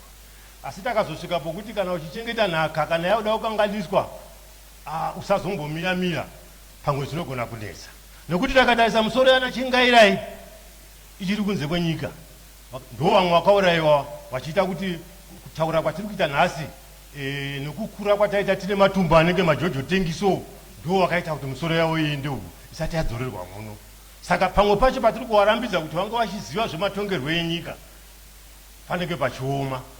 Pamwe taita taura kuti tangoisaka kurosi kwokuti ngavarega haufeka regaria asi takati ngavarege kuita zvematongerwo enyika kunhaka yacho vanoichengetedza sei ndo pamwe panoonesa ipapo. Pataita nyaya kuNigeria madzimambo anonzi maigwe akapuhwa masimba akakwana vanofanira kupindira mumwe macho mazviri kuitira kuti ndo vanenge vachichengetedza nhaka. Tikatarisa kana muno muZimbabwe vauda kuchera gorodhi vanoenda kuna mambo vonzi tauya kunopira kuti zvinhu pasapa zvitinakire.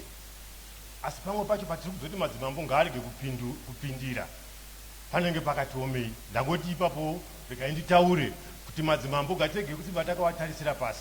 Takatarisa vana mambo tangwena panguva yavo vakaita kuti tisvike patiri panapa. Asi kana wakupuhwa futi zvimwe zvigwa zvokunzi ngavarege kusvika uku ngavarege kusvika uku. Ngatiregei kunyanya kutora zvokumashure. Ngatizive kuti isu separamendi tachembera vana vari kuuya vanenge vachisimba vachitariswa nevakuru nokuti kana muchibopa mombe regai kusimba makabopa majongozi ega ega anotiza negejo musango. Itaiwo dzimwe hombe dzinenge dziripo. Kana iyo nyika inofanira kunge ino vanoiomberera kuitira kuti kana yakuda kuenda mweya unobva wadzoka vanhu vakutanga kuizirira sezvataona kuno mamwe makomburidzi atakashanda nawo kuTanzania vochikadzi akanga ari uko vamwe vatakasiya kuMozambique kuchimoyo vatakatrenawo nawo vakavari apo vachidhifenda nyika yavo. Saka ndozvandaiti aiwa bhiri iri ndinoritsigira zvakakwana ndinoritsigira kushamba wari kuritsigira zvakakwana nokuti vanorida. Zimbabwe yarakidza kuti 99% point chakuti ndo vakaritsigira. Kana munomboti meeting ukaona zvauri kuda zvarambwa nevanhu vese uri 1 ungasimba uchita nharo chete aiwa mukadzi unoita nharo musoro wakaoma musoro unge unotraina imbwa saka izvozvo hachifanira kuitwa aiwa maita basa mubato wechigaro. Further debates. I recognize Honorable Minister. Thank you, Madam Speaker. I move that debate to now adjourn. It has been moved that the debate be now adjourned. Is there any debate? I put the question that the debate be now adjourned. Those who have that opinion will say aye. Those of the contrary opinion will say no. I think the ayes have it. The question is accordingly affirmed and the debate is adjourned. To what day, Honorable Minister? To what day? Tomorrow at 9:30, Madam Speaker. The debate is adjourned tomorrow at 9:30 a.m.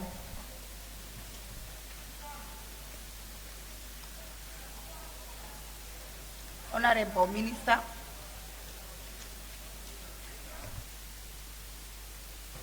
Madam Speaker, I move that the House do now adjourn.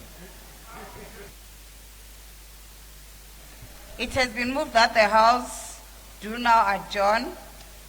Is there any debate? I put the question that the House do now adjourn. Those who have that opinion say aye. Those of the contrary opinion will say no. No. I think the ayes have it. Ayes have it. The question is accordingly affirmed and the House is adjourned. To what day? Tomorrow, Madam Speaker.